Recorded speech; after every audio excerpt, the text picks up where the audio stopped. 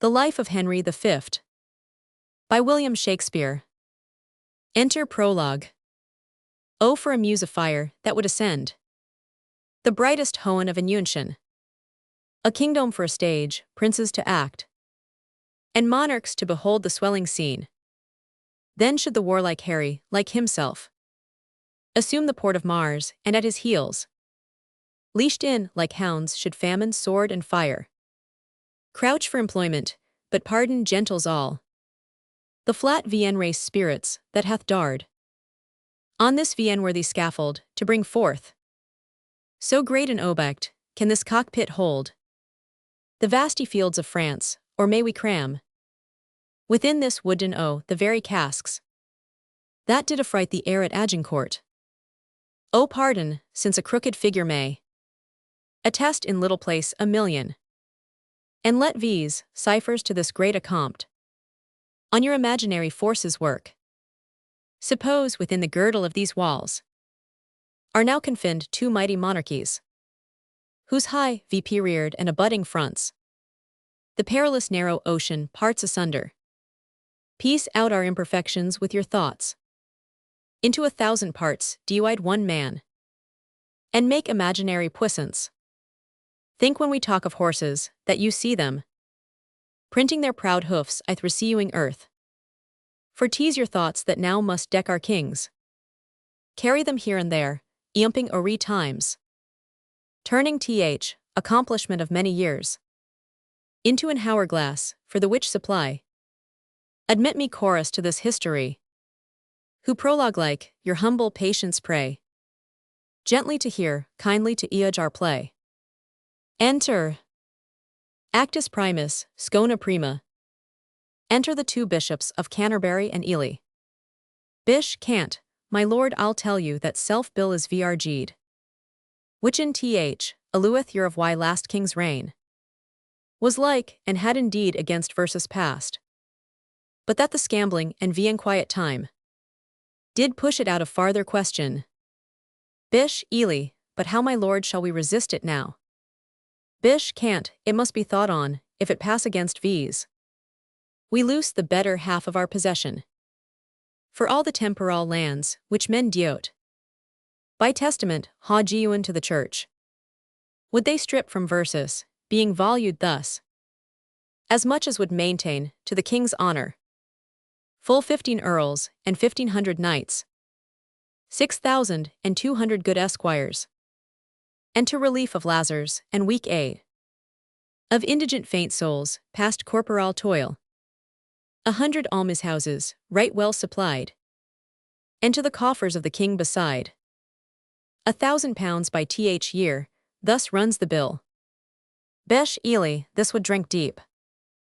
Bish can't, 'twould drink the cup and all. Bish, Ely, but what preuntion? Bish can't, the king is full of grace and fair regard.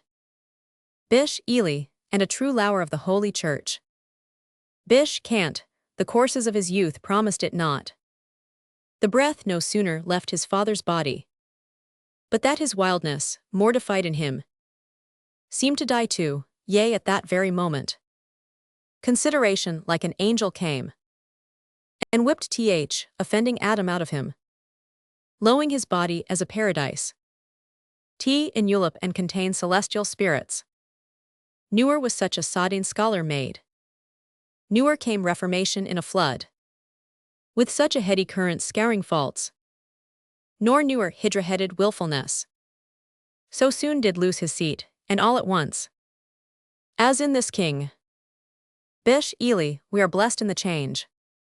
Bish can't hear him but reason in divinity, and all admiring, with an inward wish, you would desire the king were made a prelate. Hear him debate of commonwealth affairs. You would say, it hath been all in all his study. List his discourse of war, and you shall hear a fearful battle, rendered you in musique. Turn him to any cause of policy. The Gordian knot of it he will Vienne loose. Familiar as his garter, that when he speaks, the air, a chartered libertine, is still, and the mute wonder lurketh in men's ears, to steal his sweet and honeyed sentences. so that the art and pratique part of life must be the mistress to this theorique, which is a wonder how his grace should glean it.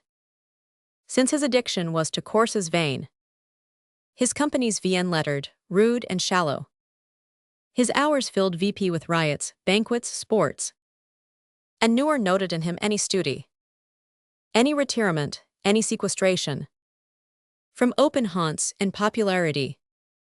Be Ely, the strawberry grows V underneath the nettle, and wholesome berries threw and ripen best, neighbored by fruit of baser quality. And so the prince obscured his contemplation, V under the veil of wildness, which no doubt grew like the summer grass, fastest by night. V unseen, yet cresceu in his faculty. Be can't, it must be so, for miracles are ceased, and therefore we must needs admit the means how things are perfected. Be Ely, but my good lord, how now for mitigation of this bill? VRG'd by the commons, doth his majesty incline to it or no? Be can't, he seems indifferent, or rather swaying more vpon our part, than cherishing exhibitors against V's. For I ha made an offer to his majesty vpon our spiritual communication, and in regard of causes now in hand, which I ha open to his grace at large, as touching France, to gu a greater sum than you were at one time the clergy yet did to his predecessors part withal. Be Ely, how did this offer seem received, my lord? Be can't, with good acceptance of his majesty, saw that there was not time enough to hear, as I pursued his grace would fain ha done, the seweralls and VN hidden passages of his true titles to some certain dukedoms, and generally to the crown and seat of France, derived from Edward, his great-grandfather. Be Ely, what was impediment that broke this off? Be can't, the French ambassador vpon that instant crowd audience, and the houre I think is come to gu him hearing, is it 4 o'clock? Be Ely, it is.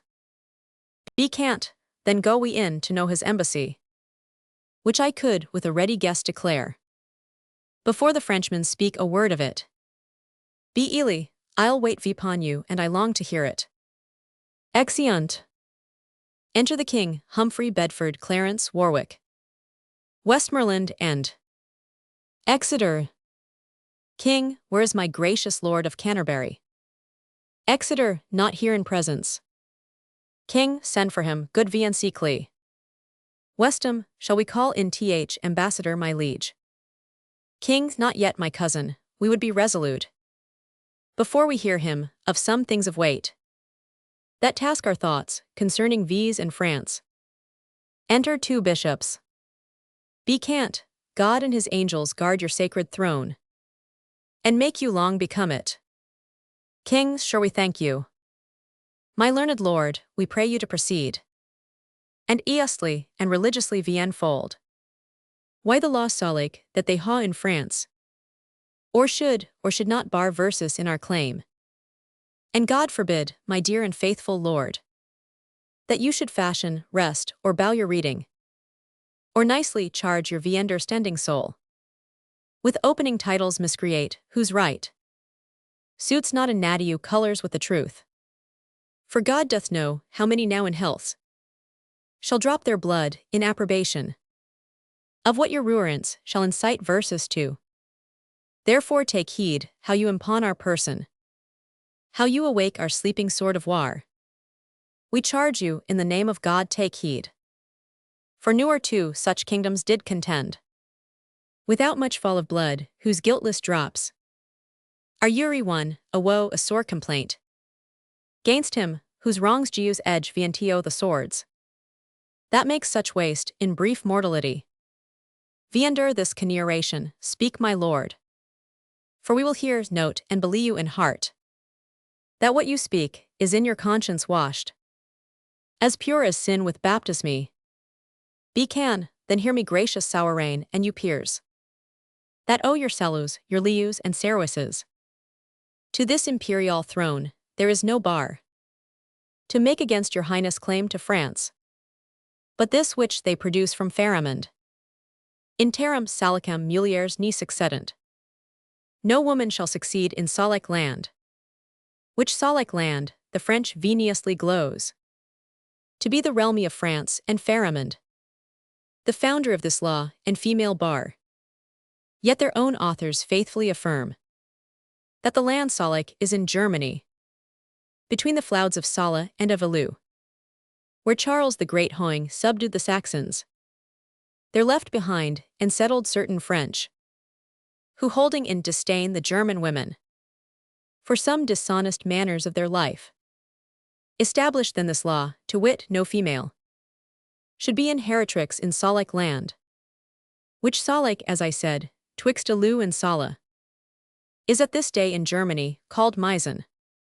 Then doth it well appear the Salic law was not devised for the realmy of France, nor did the French possess the Salic land until 401 and 20 years after defunction of King Pharamond, idly supposed the founder of this law, who died within the year of our redemption, 426, and Charles the Great subdued the Saxons and did seat the French beyond the Rieur Sala in the year 800 few, besides their writers say, King Pepin, which deposed Childeric, did as heir general, being descended of Blithild, which was daughter to King Clothaire, make claim and title to the crown of France.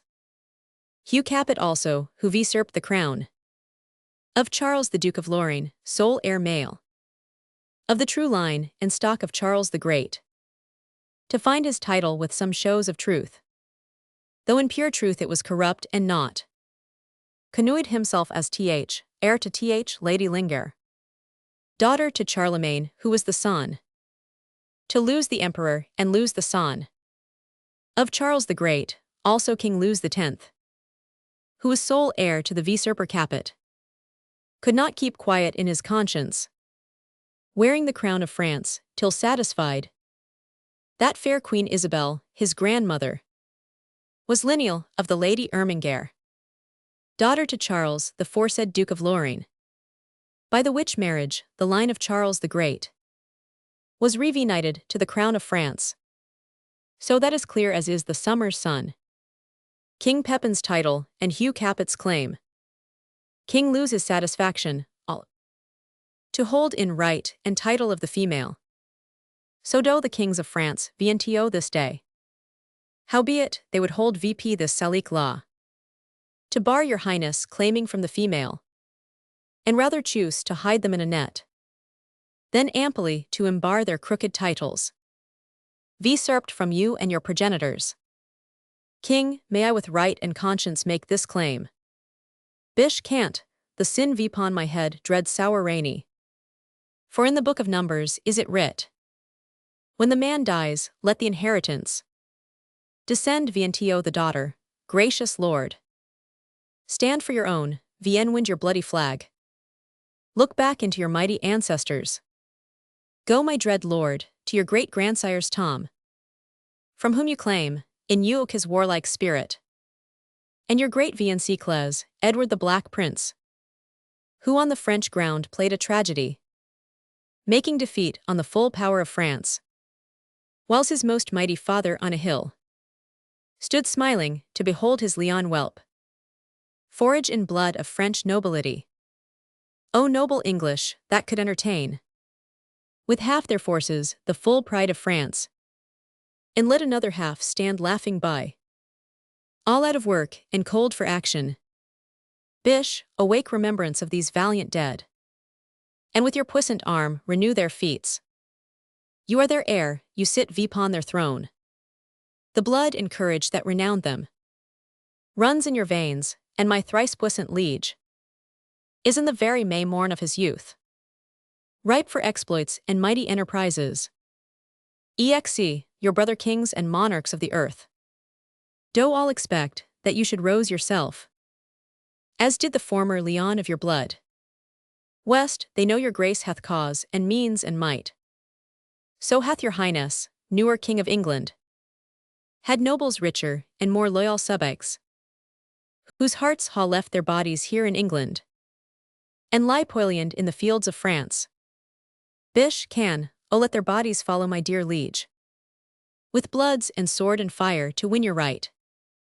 In aid whereof, we of the spirituality will race your highness such a mighty sum, as newer did the clergy at one time bring in to any of your ancestors.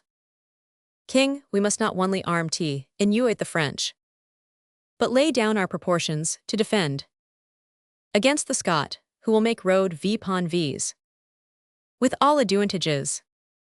Bish can, they of those marches gracious soaring, shall be a wall sufficient to defend our inland from the pilfering borderers.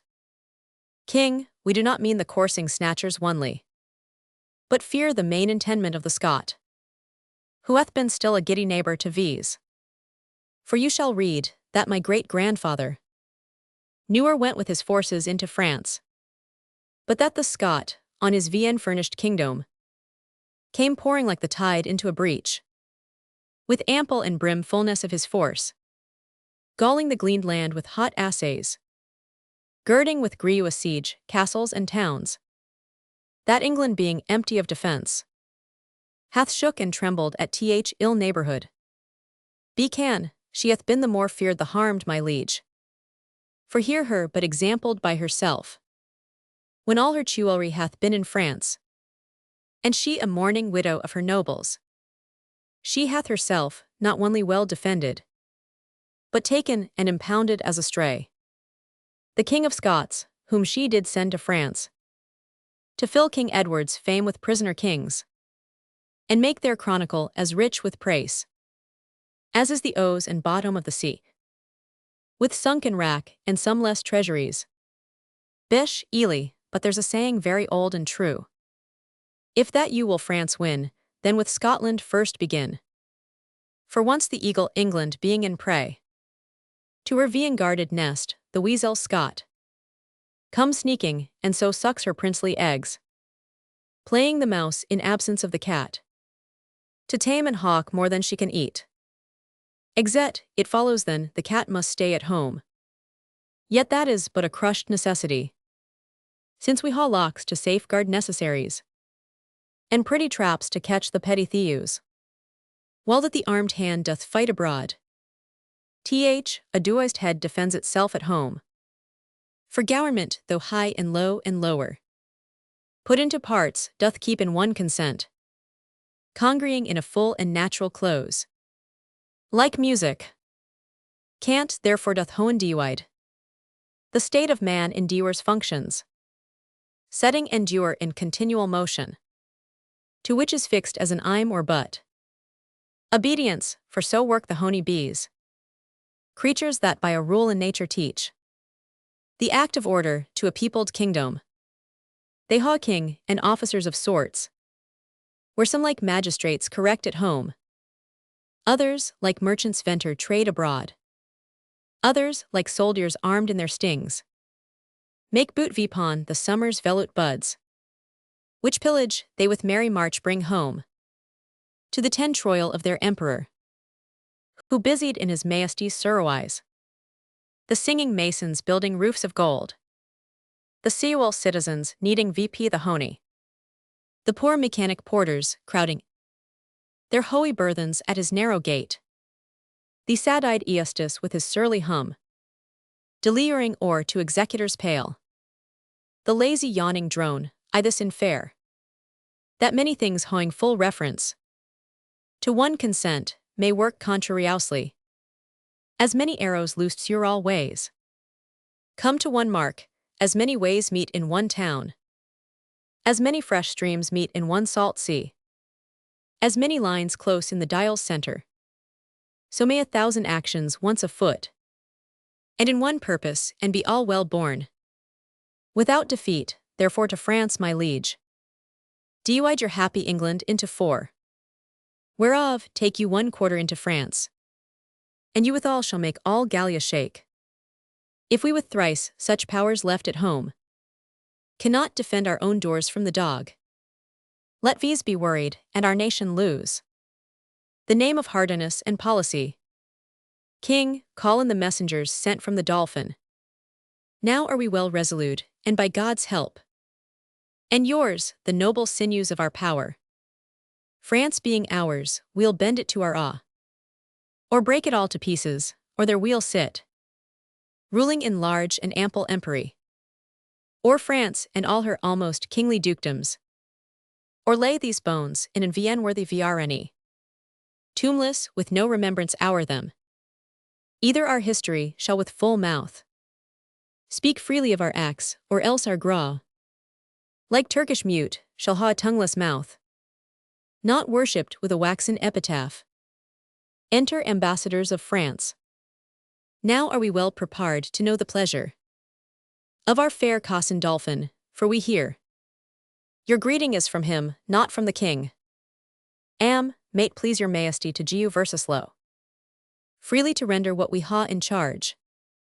Or shall we sparingly show you far off the Dauphin's meaning and our embassy? King, we are no tyrant but a Christian king. VNTO whose grace our passion is as subject as is our wretches fetid in our prisons.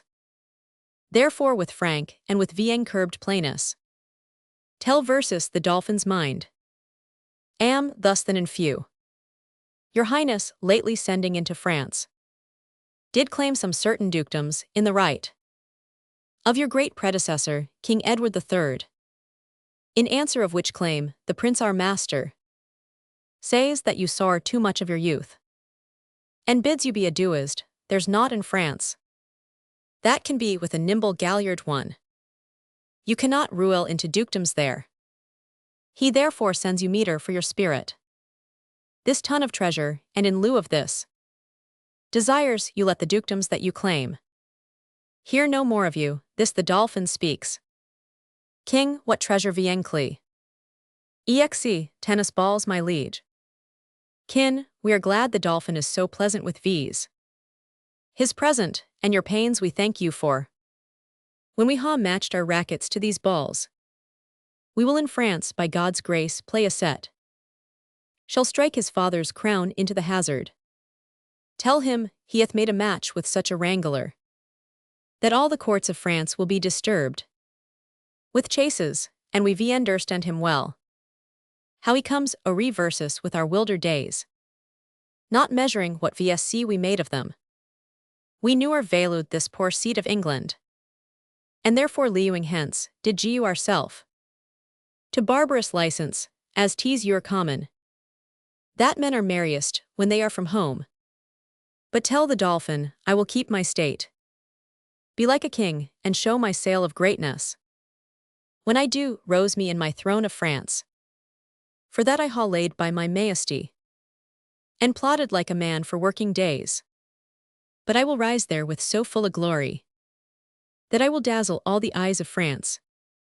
Yea, strike the Dauphin blind to look on V's, and tell the pleasant prince, this mock of his hath turned his balls to gunstones, and his soul shall stand sore charged for the wasteful vengeance that shall fly with them, for many 1,000 widows. Shall this his mock out of their dear husbands, mock mothers from their sons, mock castles down, and some are yet Vienne got and Vienne born, that shall ha cause to curse the Dauphin's scorn. But this lies all within the will of God, to whom I do appeal, and in whose name tell you the Dauphin, I am coming on, to venge me as I may, and to put forth my rightful hand in a well-hallowed cause. So get you hence in peace, and tell the Dauphin, his east will soar but of shallow wit, when thousands weep more than did laugh at it. Canoe them with safe conduct, fare you well. Exeunt, ambassadors. Exe, this was a merry message. King, we hope to make the sender blush at it. Therefore, my lords, omit no happy howray that may giu furtherance to our expedition. For we ha now no thought in V's but France. Saw those to God, that run before our business. Therefore let our proportions for these wars be soon collected, and all things thought vipon, that may with reasonable swiftness add more feathers to our wings, for God before We'll chide this Dauphin at his father's door. Therefore let Uri man now task his thought, that this fair action may on foot be brought. Exeunt. Flourish, enter chorus. Now all the youth of England are on fire, and silken dalliance in the wardrobe lies. Now three the armorers, and honor's thought reigns solely in the breast of Uri man. They sell the pasture now to buy the horse, following the mirror of all Christian kings, with winged heels as English Mercuries. For now sits expectation in the air, and hides a sword from hilts vento the point, with crowns imperial, crowns and coronets, promised to Harry and his followers. The French adduised by good intelligence of this most dreadful preparation, shaken their fear and with pale policy seek to duart the English purposes. O England, model to thy inward greatness, like little body with a mighty heart, what mightst thou do, that honor would thee do, were all thy children kind and natural. But see, thy fault France hath in thee found out, a nest of hollow bosoms which he fills with treacherous crowns and three corrupted men. One Richard Earl of Cambridge, and the second Henry Lord Scroop of Masham, and the third Sir Thomas Grey Knight of Northumberland. Ha for the guilt of France, O guilt indeed! Confirmed conspiracy with fearful France, and by their hands this grace of kings must die, if hell and treason hold their promises. Ere he take ship for France, and in Southampton linger your patience on, and we'll digest abuse of distance, force a play. The sum is paid, the traitors are agreed. The king is set from London, and the scene is now transported, gentles, to Southampton. There is the playhouse now, there must you sit, and thence to France shall we canoe you safe, and bring you baccy, charming the narrow seas. To Giu you gentle pass, for if we may, we'll not offend one stomachy with our play. But till the king come forth, and not till then, vento Southampton do we shift our scene. Exit. Enter Corporal Nym, and Lieutenant Bardolph. Bars, well met Corporal Nym. Nym, good morrow Lieutenant Bardolph. Bar, what are ancient pistol and you friends yet? Nym, for my part I care not, I say little, but when time shall seru there shall be smiles, but that shall be as it may. I dare not fight, but I will wink and hold out mine earon. It is a simple one, but what though? It will toss cheese, and it will endure cold as another man's sword will, and there's an end. Bar, I will bestow a breakfast to make you friends, and we'll be all three sworn brothers to France. Let be so good Corporal Nym. Nym, faith, I will lee you so long as I may, that's the certain of it, and when I cannot lee you any longer I will doe as I may. That is my rest, that is the renduous of it. Bar, it is certain Corporal that he is married to Nell quickly, and certainly she did you wrong, for you were troth-plight to her. Nym, I cannot tell, things must be as they may. Men may sleep, and they may haw their throats about them at that time, and some say news haw edges. It must be as it may, though patience be a tiered name, yet she will plod, there must be conclusions, well I cannot tell. Enter Pistol, and quickly. Bar, here comes ancient Pistol and his wife. Good. Corporal, be patient here, how now mine host Pistol. Pist, base tyke, calsty thou me host, now by this hand I swear I scorn the term, nor shall my Nell keep lodgers. Host, no by my troth, not long, for we cannot lodge and board a dozen or 14 gentlewomen that lee you honestly by the prick of their needles, but it will be thought we keep a body house straight. O well-a-day lady, if he be not hewn now, we shall see wilful adultery and murder committed. Bar, good lieutenant, good corporal offer nothing here. Nym pish. Pist, pish for thee island dog, thou prick-eared cur. Of island. Host, good Corporal Nym, show thy valor and put VP your sword. Nym, will you shog off, I would haw you solus. Pist, solus, egregious dog. O viper vile, the solus in thy most merrywailous face, the solus in thy teeth and in thy throat and in thy hateful lungs, yea in thy maw purdy, and which is worse, within thy nasty mouth. I do retort the solace in thy bowels, for I can take, and pistol's cock is VP, and flashing fire wolf. Nim, I am not Barbesan, you cannot caneer me, I haw in humour to knock you indifferently well. If you grow foul with me pistol, I will scour you with my rapier, as I may, in fair terms.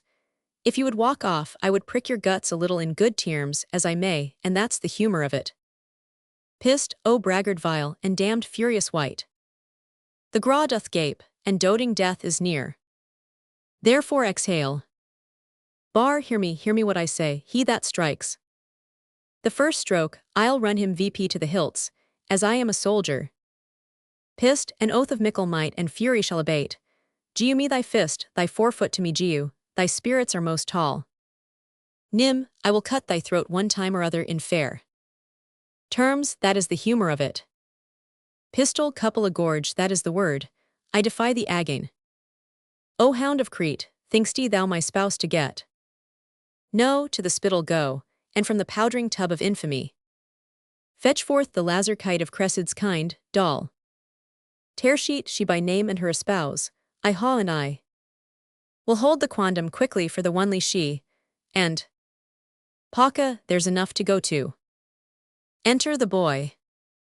Boy, mine host pistol, you must come to my maester and your hostess, he is very sick and would to bed. Good Bardolph, put thy face between his sheets, and do the office of a warming pan. Faith, he's very ill. Bard, away you rogue. Host, by my troth he'll yield the crow a pudding one of these days. The king has killed his heart.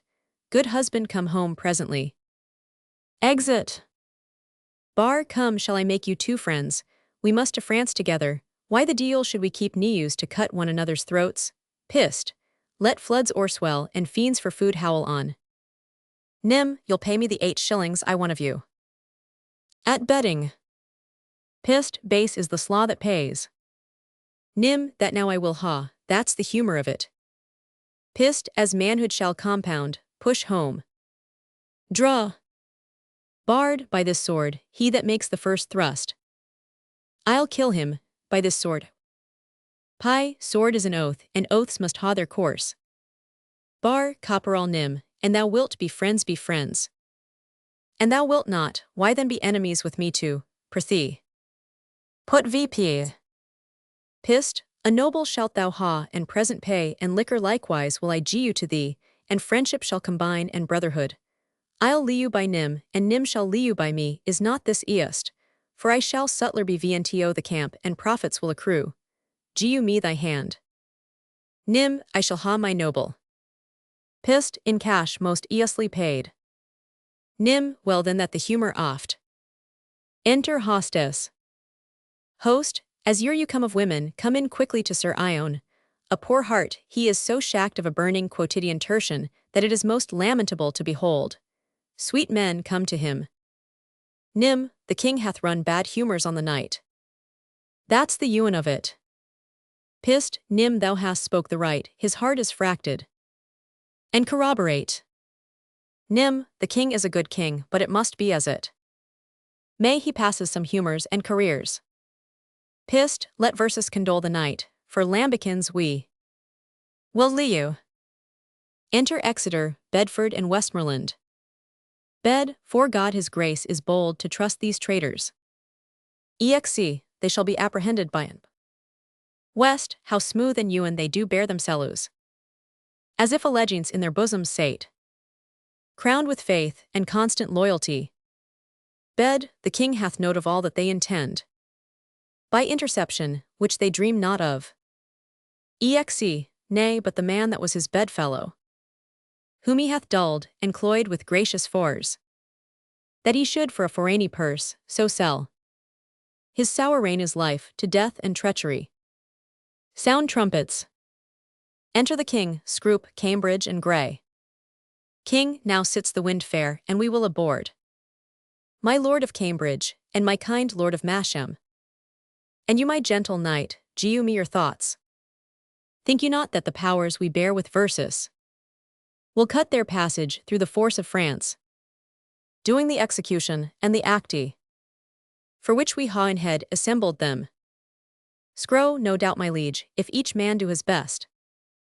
King, I doubt not that, since we are well persuaded, we carry not a heart with vies from hence.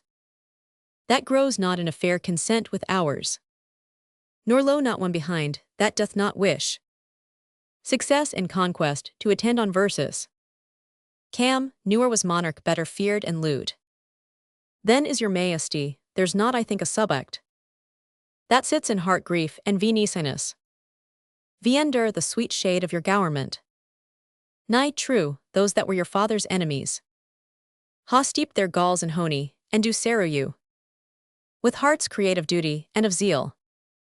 King, we therefore ha great cause of thankfulness, and shall forget the office of our hand sooner than quittance of desert and merit, according to the weight and worthiness.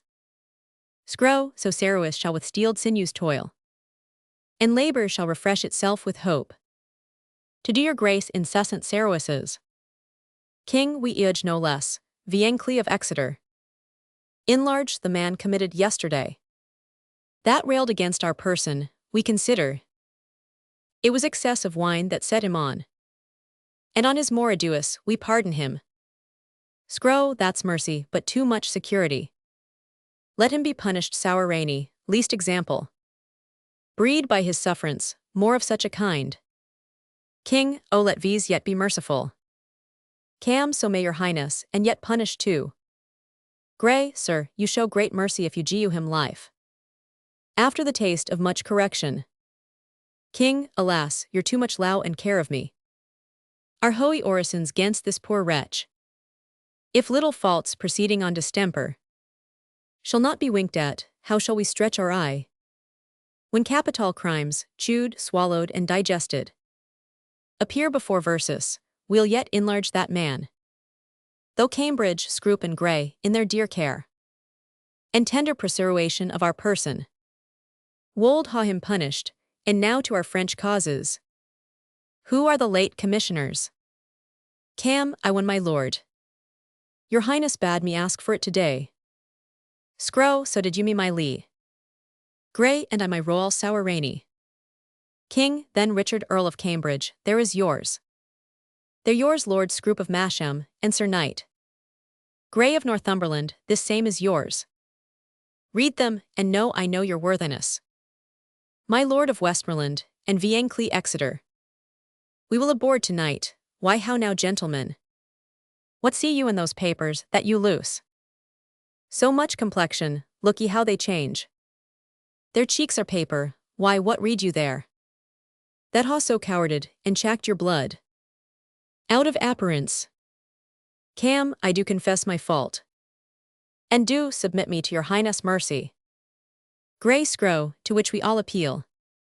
King, the mercy that was quick and vies but late, by your own counsel is suppressed and killed. You must not dare for shame to talk of mercy. For your own reasons turn into your bosoms. As dogs vipon their maisters, worrying you. See you my princes, and my noble peers. These English monsters, my Lord of Cambridge here. You know how apt our law was to accord, to furnish with all appurtenance belonging to his honor, and this man hath for a few light crowns lightly conspired, and sworn vnto the practices of France, to kill vies here in Hampton, to the which this knight no less for bounty bound to vies than Cambridge's hath likewise sworn, but oh, what shall I say to thee, Lord Scroop, thou cruel, ingrateful, savage, and inhumane creature?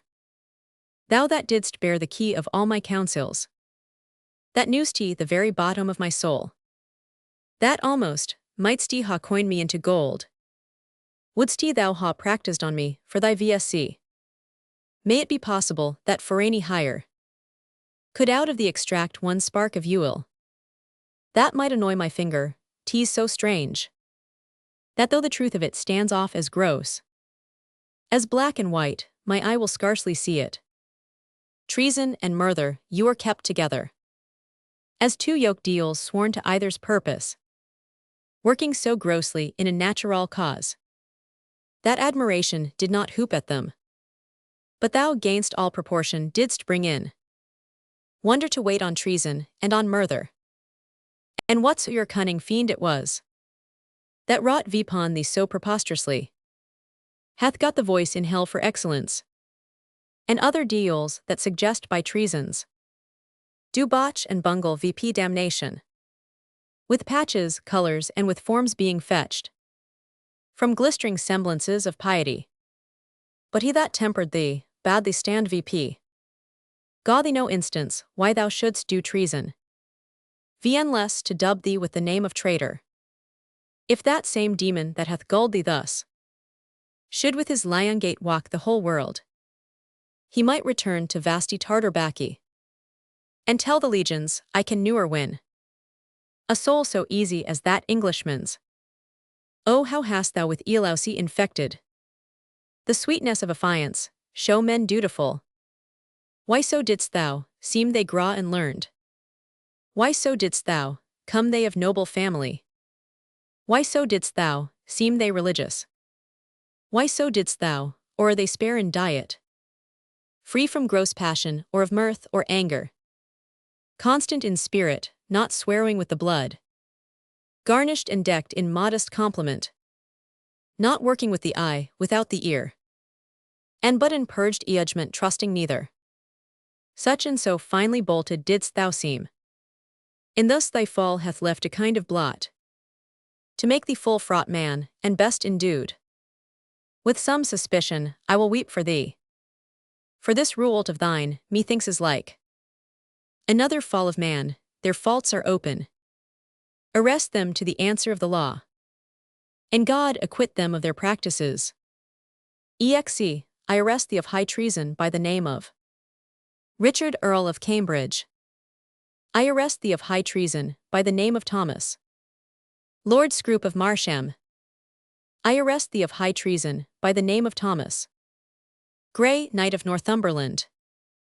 Scrow, our purposes, God easily hath discovered, and I repent my fault more than my deaths, which I beseech your highness to forge you, although my body pay the price of it.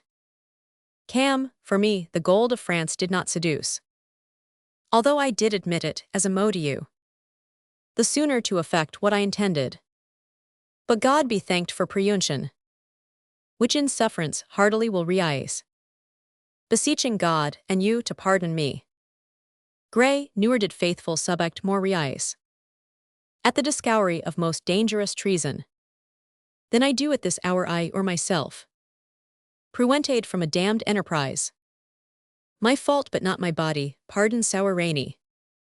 King, God quit you in his mercy, hear your sentence. You ha conspired against our royal person, eined with an enemy proclaimed, and from his coffers received the golden earnest of our death, wherein you would ha sold your king to slaughter, his princes and his peers to servitude, his subjects to oppression and contempt, and his whole kingdom into desolation.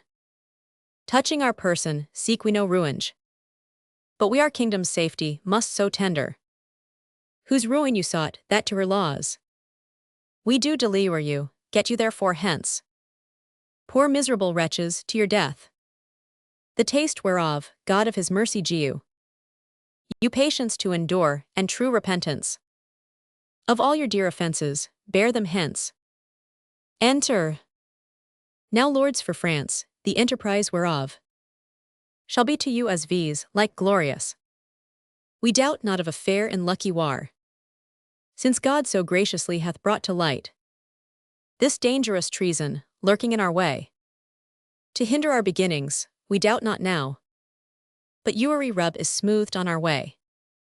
Then forth, dear countrymen, let viz deliver our puissance into the hand of God, putting it straight in expedition, cheerly to see the signs of war adduance.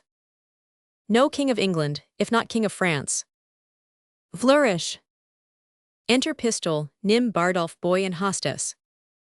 Hostess, prithee honey sweet husband, let me bring thee to Staines. Pistol no, for my manly heart doth earn. Bardolph be blithe, Nym rose thy vaunting veins, boy bristle thy courage vp, for Falstaff he is dead, and we must earn therefore. Bard, would I were with him, wheresoever he is, either in Hoen or in hell.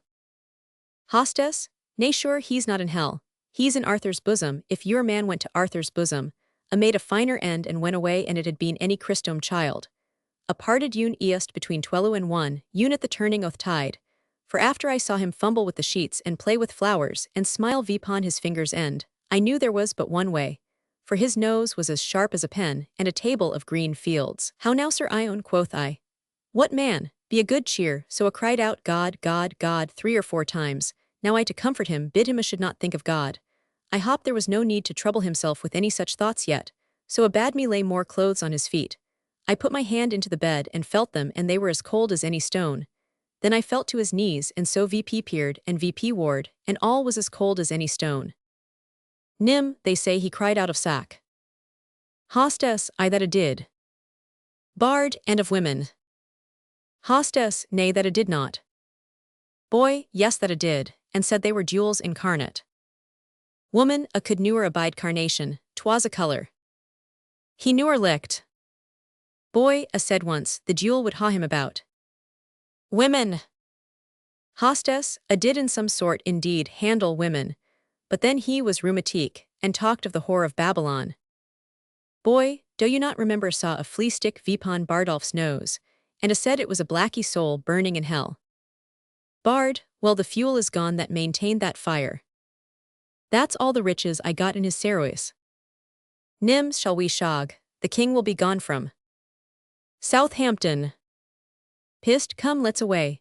My low giu me thy lips, look to my chattels and my moubles, let senses rule, the world is pitch and pay, trust none, for oaths are straws, men's faiths are wafer cakes, and holdfast is the onely dog, my duck, therefore coito be thy counsellor.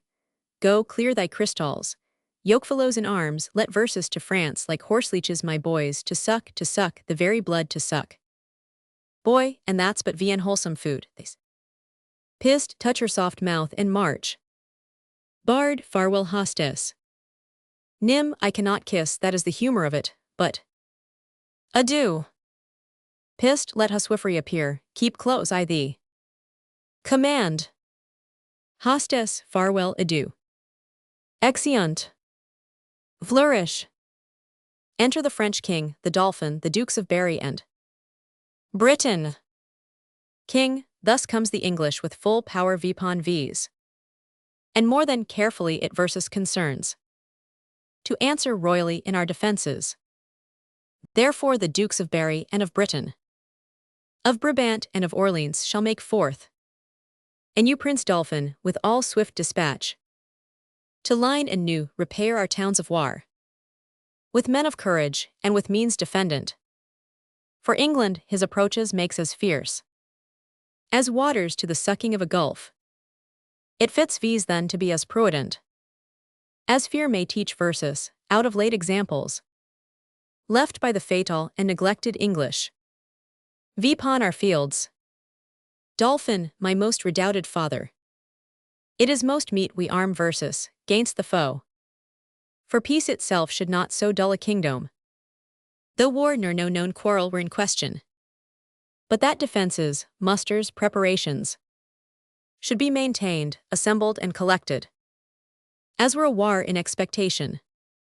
Therefore I say, 'tis meet we all go forth, to view the sick and feeble parts of France, and let these do it with no show of fear. No, with no more, than if we heard that England were busied with a Whitsun Morris dance. For my good liege, she is so idly kinged, her sceptre so fantastically borne, by a vain giddy shallow humorous youth, that fear attends her not. Const, O peace, Prince Dauphin. You are too much mistaken in this king. Question your grace the late ambassadors. With what great state he heard their embassy. How well supplied with noble counsellors. How modest in exception, and withal how terrible in constant resolution. And you shall find, his vanities forespent were but the outside of the Roman Brutus, cowering discretion with a coat of folly, as gardeners do with ordure hide those roots that shall first spring and be most delicate. Dauphin, well 'tis not so, my lord high constable. But though we think it so, it is no matter. In cases of defense, 'tis best to weigh the enemy more mighty than he seems. So the proportions of defense are filled. Which of a weak and niggardly projection doth like a miser spoil his coat with scanting a little cloths? King, think we King Harry strong, and princes, look you strongly armed to meet him. The kindred of him hath been fleshed vpon v's, and he is bred out of that bloody strain that haunted v's in our familiar paths. Witness our too much memorable shame, when Cressy battle fatally was struck, and all our princes captured by the hand of that black name, Edward Black Prince of Wales. Whiles that his mountain sire, on mountain standing, VP in the air, crowned with the golden sun, saw his heroical seed, and smilled to see him mangle the work of nature and deface the patterns that by God and by French fathers had 20 years been made. This is a stem of that victorious stock, and let verses fear the natty mightiness and fate of him. Enter a messenger. Mess, ambassadors from Harry King of England. Do craw admittance to your majesty. King, will you them present audience. Go and bring them. You see this chase is hotly followed, friends. Dauphin, turn head and stop pursuit, for coward dogs most spend their mouths, we what they seem to threaten. Runs far before them, good my sour rainy. Take VP the English short, and let them know of what a monarchy you are the head. Self-low, my liege, is not so vile a sin as self-neglecting. Enter Exeter. King, from our brother of England. Exe, from him, and thus he greets your majesty. He wills you in the name of God Almighty, that you doest yourself, and lay apart the borrowed glories that by gift of Hohen, by law of nature and of nations, longs to him and to his heirs, namely the crown, and all wide-stretched honors that pertain by custom and the ordinance of times. VNTO the crown of France, that you may know. 'Tis no sinister, nor no awkward claim, picked from the wormholes of long-vanished days, nor from the dust of old oblivion racked. He sends you this most memorable line. In Uri, branch truly demonstrate you, willing you our look this pedigree. And when you find him, you only deariode from his most famed, of famous ancestors, Edward III, he bids you then resign your crown and kingdom, indirectly held from him, the natty and true challenger, king, or else what follows. Exe, bloody constraint, for if you hide the crown, you and in your hearts, there will he rake for it. Therefore in fierce tempest is he calming, in thunder and in earthquake like a io, that if requiring fail, he will compel, and bids you, in the bowels of the Lord, delay your VP the crown, and to take mercy on the poor souls, for whom this hungry war opens his vasty eyes, and on your head, turning the widow's tears, the orphan's cries, the dead men's blood, the prey maiden's groans, for husbands, fathers, and betrothed lowers, that shall be swallowed in this controversy. This is his claim, his threatening, and my message. Vien lest the Dauphin be in presence here, to whom expressly I bring greeting to. King, for these, we will consider of this further. Tomorrow shall you bear our full intent back to our brother of England. Dolph, for the Dauphin, I stand here for him, what to him from England. Exe, scorn and defiance, slight regard, contempt, and anything that may not me's become. The mighty sender, doth he prize you at. Thus says my king, and if your father's highness do not, in grant of all demands at large, sweeten the bitter mock you sent his majesty, he'll call you to so hot an answer of it, that cause and wamby voltages of France shall chide your trespass and return your mock. In second accent of his ordinance, Dolph, say, if my father render fair return, it is against my will, for I desire nothing but odds with England. To that end, as matching to his youth and vanity, I did present him with the Paris balls. Exe, he'll make your Paris lower shake for it. We're at the mistress court of mighty Europe. And be assured, you'll find a difference. As we his subjects haw in wonder found. Between the promise of his greener days. And these he masters now he weighs time. Ewan to the VT most grain, that you shall read. In your own losses, if he stay in France. King, tomorrow shall you know our mind at full. Flourish. Exe, dispatch these with all speed, least that our king come here himself to question our delay. For he is footed in this land already. King, you shall be soon dispatched, with fair conditions. A night is but small breathe, and little pause. To answer matters of this consequence. Exeunt. Actus secundus. Flourish, enter chorus. Thus with imagined wing our swift scene flies. In motion of no less celerity than that of thought. Suppose that you ha seen the well-appointed king at Dower Pier embark his royalty and his braw fleet.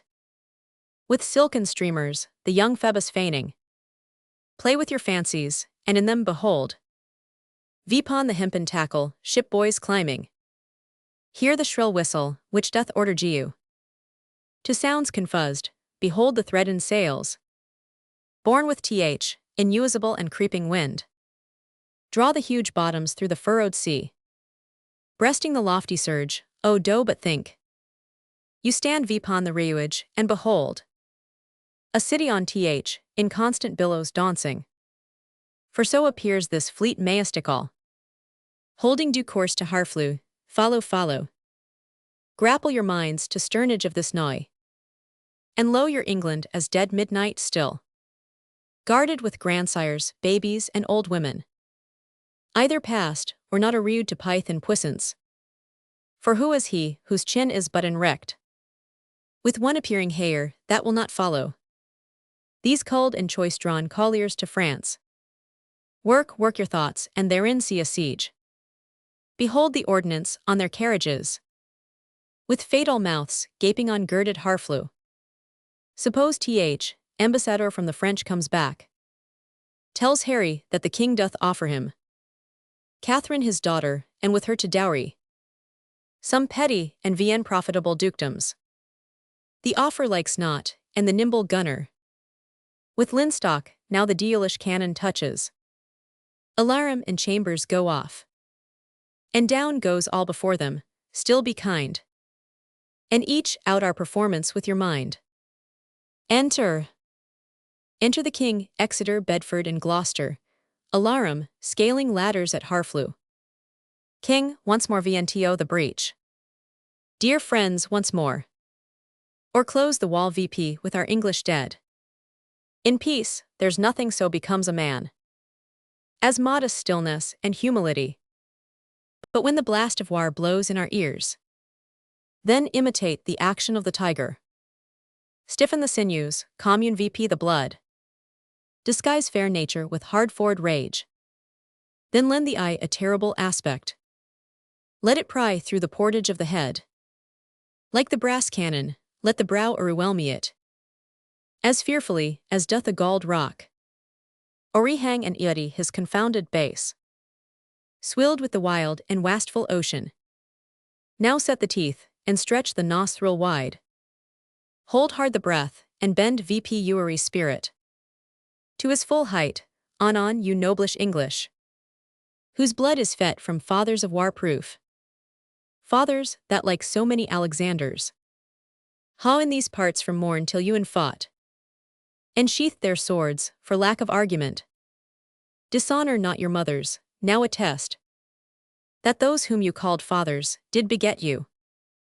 Be copy now to men of grosser blood. And teach them how to war, and you good yeomen. Whose limbs were made in England, show verses here. The metal of your pasture, let verses swear. That you are worth your breeding, which I doubt not. For there is none of you so mean and base. That hath not noble lustre in your eyes. I see you stand like greyhounds in the slips. Straying vipon the start, the game's afoot. Follow your spirit, and vipon this charge. Cry God for Harry, England and S. George. Alarum and chambers go off. Enter Nym, Bardolph, pistol and boy. Bard, on to the breach, to the breach. Nym, pray thee corporal stay, the knocks are too hot, and for mine own part I ha not a case of leus.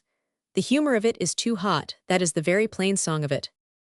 Pist, the plain song is most east, for humours do abound, knocks go and come, God's vassals drop and die, and sword and shield in bloody field doth win immortal fame. Boy, would I were in a alehouse in London, I would gie you all my fame for a pot of ale and saffety. Pist, and I, if wishes would prevail with me my purpose should not fail with me, but thither would I hie. Boy, as duly but not as truly, as bird doth sing on. Bow. Enter Fluellen. Flew VP to the breach you dogges, aunt you. Cullions. Pist, be merciful great duke to men of mould, abate thy rage, abate thy manly rage, abate thy rage, great duke. Good Bawcock bate thy rage, VSC lenity sweet chuck. Nym, these be good humours, your honour wins bad. Humours. Enter. Boy, as young as I am, I ha observed these three swashers. I am boy to them all three, but all they three though they would serow me could not be man to me, for indeed three such antiques do not amount to a man. For Bardolph he is white leeward and red fact, by the means whereof a faces it out but fights not. For Pistol he hath a killing tongue and a quiet sword, by the means whereof a breaks words and keeps whole weapons. For Nym he hath heard that men of few words are the best men, and therefore he scorns to say his prayers, lest it should be thought a coward. But his few bad words are matched with his few good deeds. For a newer broke any man's head but his own, and that was against a post when he was drunk. They will steal anything and call it purchase. Bardolph stole a lute case, bore it 12 leagues, and sold it for 3 halfpence. Nym and Bardolph are sworn brothers in filching, and in Calais they stole a fire shovel. I knew by that piece of cerewis the men would carry coals. They would haw me as familiar with men's pockets, as their glows or their handkerchers, which makes much against my manhood, if I should take from another's pocket to put into mine, for it is plain pocketing VP of wrongs. I must loathe them and seek some better cerewis. Their villainy goes against my weak stomachy, and therefore I must cast it VP. Enter. Enter Gower. Gower, Captain Fluellen, you must come presently to the mines. The Duke of Gloucester would speak with you. Flew to the mines. Tell you the Duke, it is not so good to come to the mines. For look you, the mines is not according to the disciplines of the war. The concoities of it is not sufficient. For look you, adversary, you may discuss VNTO the Duke, look you, is digged himself 4 yard viender the countermines. By Cheshire, I think it will plough VP all, if there is not better directions. Gower, the Duke of Gloucester, to whom the order of the siege is genuine, is altogether directed by an Irish man, a very valiant gentleman if aith. Welch, it is Captain MacMorris, is it not? Gower, I think it bees. Welch, by Cheshire he is an assay, as in the world I will verify as much in his beard. He has no more directions in the true disciplines of the wars, look you, of the Roman disciplines, than is a puppy dog. Enter MacMorris and Captain Iamy. Gower, here it comes, and the Scots Captain. Iamy with him. Welch, Captain Iamy is a marvellous valorous gentleman, that is certain, and of great expedition and knowledge in oncient wars, vipon my particular knowledge of his directions. By Cheshire he will maintain his argument as well as any military man in the world, in the disciplines of the pristine wars of the Romans. Scott, I say good day, Captain Fluellen. Welch, God into your worship, good captain. Iams. Gower, how now Captain MacMorris, how you quit the mines, how the pioners giu and Uri, Irish. By Crishlaw tish ill done, the work ish giu hour the trumpet sound the retreat. By my hand I swear and my father's soul the work ish ill done, it ish giu hour, I would ha blowed VP the town so Krish saw me law in an hour. O tish ill done, by my hand tish ill done. Welch, Captain MacMorris, I beseech you now will you vouchsafe me, look you, a few disputations with you, as partly touching or concerning the disciplines of the war, the Roman wars, in the way of argument, look you, and friendly communication, partly to satisfy my opinion, and partly for the satisfaction, look you, of my mind. As touching the direction of the military discipline, that is the point. Scott, it sall be very good, feath, good captain's bath, and I sall quit you with good loo, as I may pick occasion. That sall I marry. Irish, it is no time to discourse, so Crish saw me. The day is hot, and the weather, and the wars, and the king, and the dukes. It is no time to discourse, the town is besieged. And the trumpet call verses to the breach, and we talk, and be Crish do nothing, tease shame for v's all. So God Sam tease shame to stand still, it is shame by my hand. And there is throats to be cut, and works to be done, and there ish nothing done, so Christ Sam law. Scott, by the mees, ere thighs eyes of mine take themselves to slumber, ale de good seruis, or I'll lig ath grund for it, I or go to death, and I'll pay it as valorously as I may, that sall I sewerly do, that is the bref and the long. Mary, I wad full fain heard some question tween you tway. Welch, Captain Macmorris, I think, look you, viender your correction, there is not many of your nation. Irish, of my nation, what ish my nation? Ish a villain and a bastard and a gnaw and a rascal, what ish my nation, who talks of my nation, Welch? Look you, if you take the matter otherwise than is meant, Captain Macmorris, peradventure I shall think you do not VSC me with that affability, as in discretion you ought to VSC me, look you, being as good a man as yourself, both in the disciplines of war and in the derivation of my birth and in other particularities. Irish, I do not know you so good a man as myself, so Crish saw me, I will cut off your head. Gower, gentlemen both, you will mistake each other. Scott, that's a foul fault. A parley. Gower, the town sounds a parley. Welch, Captain Macmorris, when there is more better opportunity to be required, look you, I will be so bold as to tell you, I know the disciplines of war, and there is an end. Enter. Enter the king, and all his train before the gates. King, how yet resolutes the governor of the town. This is the latest parle we will admit. Therefore to our best mercy gie yourselves. Or like to men proud of destruction. Defy verses to our worst, for as I am a soldier. A name that in my thoughts becomes me best. If I begin the battery once again, I will not loe the half-achieved harflew, till in her ashes she lie buried. The gates of mercy shall be all shut VP. In the fleshed soldier, rough and hard of heart, in liberty of bloody hand shall rond. With conscience white as hell, mowing like grass. Your fresh fair virgins, and your flowering infants. What is it then to me, if impious war? Arrayed in flames like to the prince of fiends. Doe with his smiact complexion all fell feats. And linked to wast and desolation. What is to me, when you yourselves are cause? If your pure maidens fall into the hand of hot enforcing violation. What reign can hold licentious wickedness? When down the hill he holds his fierce carriere, we may as bootless spend our vain command.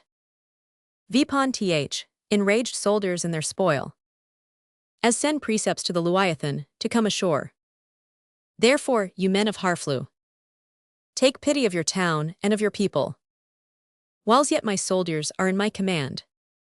Whiles yet the cool and temperate wind of grace blows the filthy and contagious clouds of heady murther, spoil and villainy. If not, why in a moment look to see the blind and bloody soldier, with foul hand, desire the locks of your shrill shrieking daughters, your fathers taken by the silver beards, and their most ruined heads dashed to the walls, your naked infants spitted vipon pikes, whiles the mad mothers, with their howls confuzzed, do break the clouds, as did the weus of Uri, at Herod's bloody hunting slaughtermen. What say you, will you yield in this odd, or guilty in defense, be thus destroyed? Enter Gowner. Gower, our expectation hath this day an end. The Dauphin, whom of succors we entreated, returns viz, that his powers are yet not ready to race so great a siege, therefore great king. We yield our town, and lius to thy soft mercy. Enter our gates, dispose of these and ours. For we no longer are defensible. King, open your gates, come viencically Exeter. Go you and enter Harflew, there remain. And fortify it strongly gainst the French. VSC mercy to them all for these, dear viencically. The winter coming on, and sickness growing. Vipon our soldiers, we will retire to Collies. Tonight in Harflew will we be your guest. Tomorrow for the march are we addressed. Flourish and enter the town. Enter Catherine and an old gentlewoman. Caith Alice tu azest in Angleterra, and tu bien parles la language. Alice en pu madame. Cath it prima insignes, il faut que I apprend à parler. Combien appelle vous le main en anglois? Alice, le main il and appelle de hand. Cath de hand. Alice, le deutz. Cat le deutz ma foi I albli, deut mais, I me saumeray. Le deutz I pense quills ont appelle de fingers, o de fingers. Alice, le main de hand, le deutz le fingers, I pense que I. Sois le bon échelier. Cath a gagné deux mots de anglois vestment comment. Appelle vous le angles. Alice le angles les appellens de nails. Cath de nails escout, dits moi si I parle bien, de. Hand de fingers et de nails. Alice, 100 est bien dict madame, il en fort bon anglois. Cath dits moi el anglois pour le bras. Alice de arm madame. Cath et de caudi. Alice 500 elbow. Cath 500 elbow. I men fait la repetitio de touts les mots que vous m'aves, apprends des à present. Alice il en trop difficile madame, comment I pense. Cath, excuse-moi Alice escout, de hand de finger de. Nails de arma de bilbo. Alice 500 elbow madame. Cath, o seigneur de, I men albli de elbow, comment appelle vous le call. Alice de nick madame. Cath de nick elementen. Alice de chin. Cath de sin, le call de nick lamenten de sin. Alice, owie, sauf foster henor enverit vous prononces. Les mots aussi droict, quelinatifs de Angleterre. Cath I ni doubt point d, apprendre par de grace de Dieu. And en peu de temps. Alice, en, avosui désir albli si quae vous insigni. Cath, nom I recitera vous promptement, de hand de. Finger de malies. Alice de nails madame. Cath de nails de arm de ilbo. Alice, sans voster honiesti. Cath, ainsi de I de elbow de nick and de sin, comment appelle vous les pied and de robe. Alice, le foot madame and le count. Cath, le foot and le count. O seigneur de, ils sont le mots de son mauvais corruptible gross and impudique, and non pour les dames de honneur de viseur. I ni vaudrais prononcer si mots duant les seigneurs de France, pour tout le monde, faux le foot and le count, neat mois, I recitera bien autrefois malekin ensemble, de hand, de finger, de nails, de arm, de elbow, de nick, de sin, de foot, le count. Alice, excellent madame. Cath, 100 est asses pour vienne fois, allons nous a diner. Enter.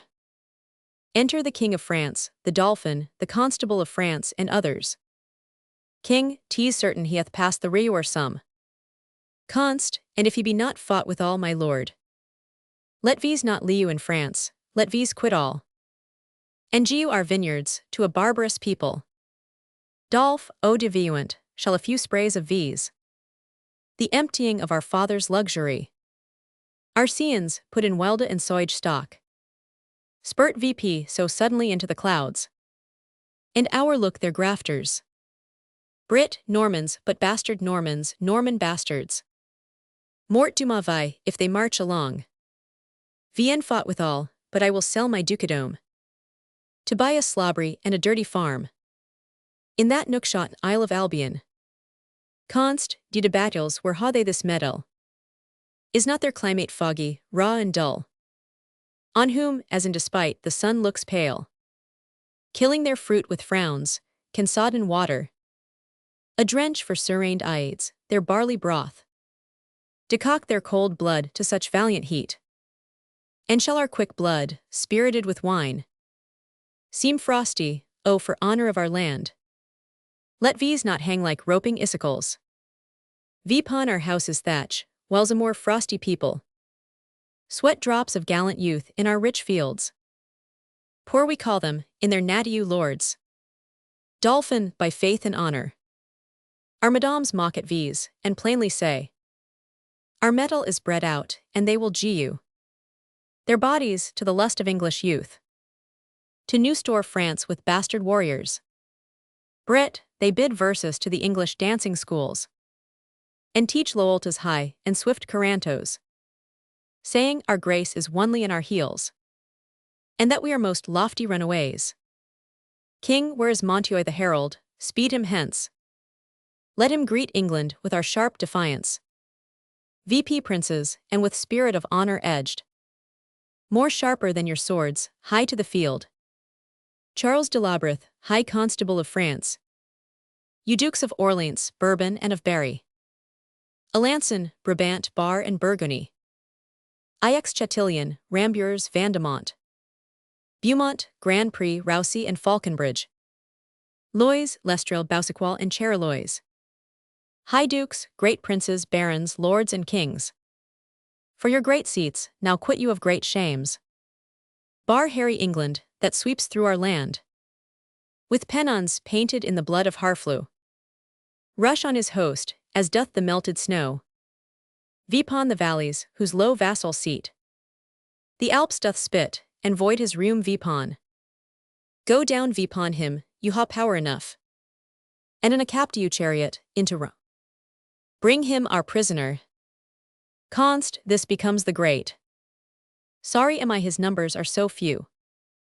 His soldiers sick, and famished in their march. For I am sure, when he shall see our army, he'll drop his heart into the sink of fear. And for achievement, offer versus his ransom. King, therefore Lord Constable, hast on Montoy. And let him say to England, that we send. To know what willing ransom he will you. Prince Dauphin, you shall stay with V's in Rhone. Dolph, not so I do beseech your majesty. King, be patient, for you shall remain with versus. Now forth Lord Constable, and princes all. And quickly bring V's word of England's fall. Exeunt. Enter captains, English and Welsh, Gower and Fluellen. Gower, how now Captain Fluellen, come you from? The bridge. Flew, I assure you, there is very excellent services committed. At the bridge. Gower, is the Duke of Exeter safe? Flew, the Duke of Exeter is as magnanimous as Agamemnon, and a man that I low and honor with my soul, and my heart, and my duty, and my liu, and my liuing, and my VT termost power. He is not, God be praised and blessed, any hurt in the world, but keeps the bridge most valiantly, with excellent discipline. There is an ancient lieutenant there at the bridge. I think in my very conscience he is as valiant a man as Mark Antony, and he is a man of no estimation in the world, but I did see him do as gallant Serois. Gower, what do you call him? Flew, he is called Ancient Pistol. Gower, I know him not. Enter Pistol. Flew, here is the man. Pist, Captain, I thee beseech to do me fors. The Duke of Exeter doth low thee well. Flew, I praise God, and I ha merited some lowet. His hands. Pist Bardolph, a soldier firm and sound of heart and of buxom valor, hath by cruel fate, and giddy fortune's furious fickle wheel, that goddess blind, that stands vipon the rolling restless stone. Flew, by your patience, ancient Pistol. Fortune is painted blind with a muffler afore his eyes to signify to you that fortune is blind, and she is painted also with a wheel to signify to you, which is the moral of it, that she is turning and inconstant and mutability and variation. And her foot, look you, is fixed vipon a spherical stone, which rolls and rolls and rolls. In good truth, the poet makes a most excellent description of it. Fortune is an excellent moral. Pist Fortune is Bardolph's foe and frowns on him, for he hath stolny a pax and hanged must be, a damned death. Let gallows gape for dog, let man go free and let not hemp his windpipe suffocate, but Exeter hath genuine the doom of death for pax of little price. Therefore go speak, the Duke will hear thy voice, and let not Bardolph's vital thread be cut with edge of pennycord and vile reproach. Speak, Captain, for his life, and I will thee requite. Flew, ancient Pistol, I do partly understand your meaning. Pist, why then reice therefore? Flew, certainly ancient, it is not a thing to reice at. For if look you, he were my brother, I would desire the Duke to VSC his good pleasure, and put him to execution, for discipline ought to be said. Pist, die and be damned, and figo for thy friendship. Flew, it is well. Pissed, the fig of Spain. Enter. Flew, very good. Gower, why this is an arrant counterfeit rascal, I remember him now. A bawd, a cut purse. Flew, I'll assure you, a vtt read as pra words at the pridge, as you shall see in a summer's day. But it is very well. What he ha spoke to me, that is well I warrant you, when time is seru. Gower, why 'tis a gull, a fool, a rogue, that now and then goes to the wars to grace himself at his return into London, viender the form of a soldier. And such fellows are perfect in the great commanders' names, and they will learn you by rote where seruises were done. At such and such a sconce, at such a breach, at such a canoy. Who came off brawly, who was shot, who discracked what terms the enemy stood on. And this they con perfectly in the phrase of war, which they trick VP with new-tuned oaths, and what a beard of the general's cut, and a horrid suit of the camp, will doe among foaming bottles and ale-washed wits, is wonderful to be thought on. But you must learn to know such slanders of the age, or else you may be marvellously mistook. Flew, I tell you what, Captain Gower, I do perceive he is not the man that he would gladly make show to the world he is. If I find a hole in his coat, I will tell him my mind. Hark you, the king is coming, and I must speak with him from the pridge. Drum and colours, enter the king and his poor soldiers. Flew, God bless your majesty. King, how now Fluelin cam'st thou from the bridge? Flew, I so please your majesty. The Duke of Exeter has very gallantly maintained the pridge. The French is gone off, look you, and there is gallant and most pra passages. Mary th. Athussary was ha possession of the pridge, but he is enforced to retire, and the Duke of Exeter is master of the pridge. I can tell your majesty, the Duke is a pra man.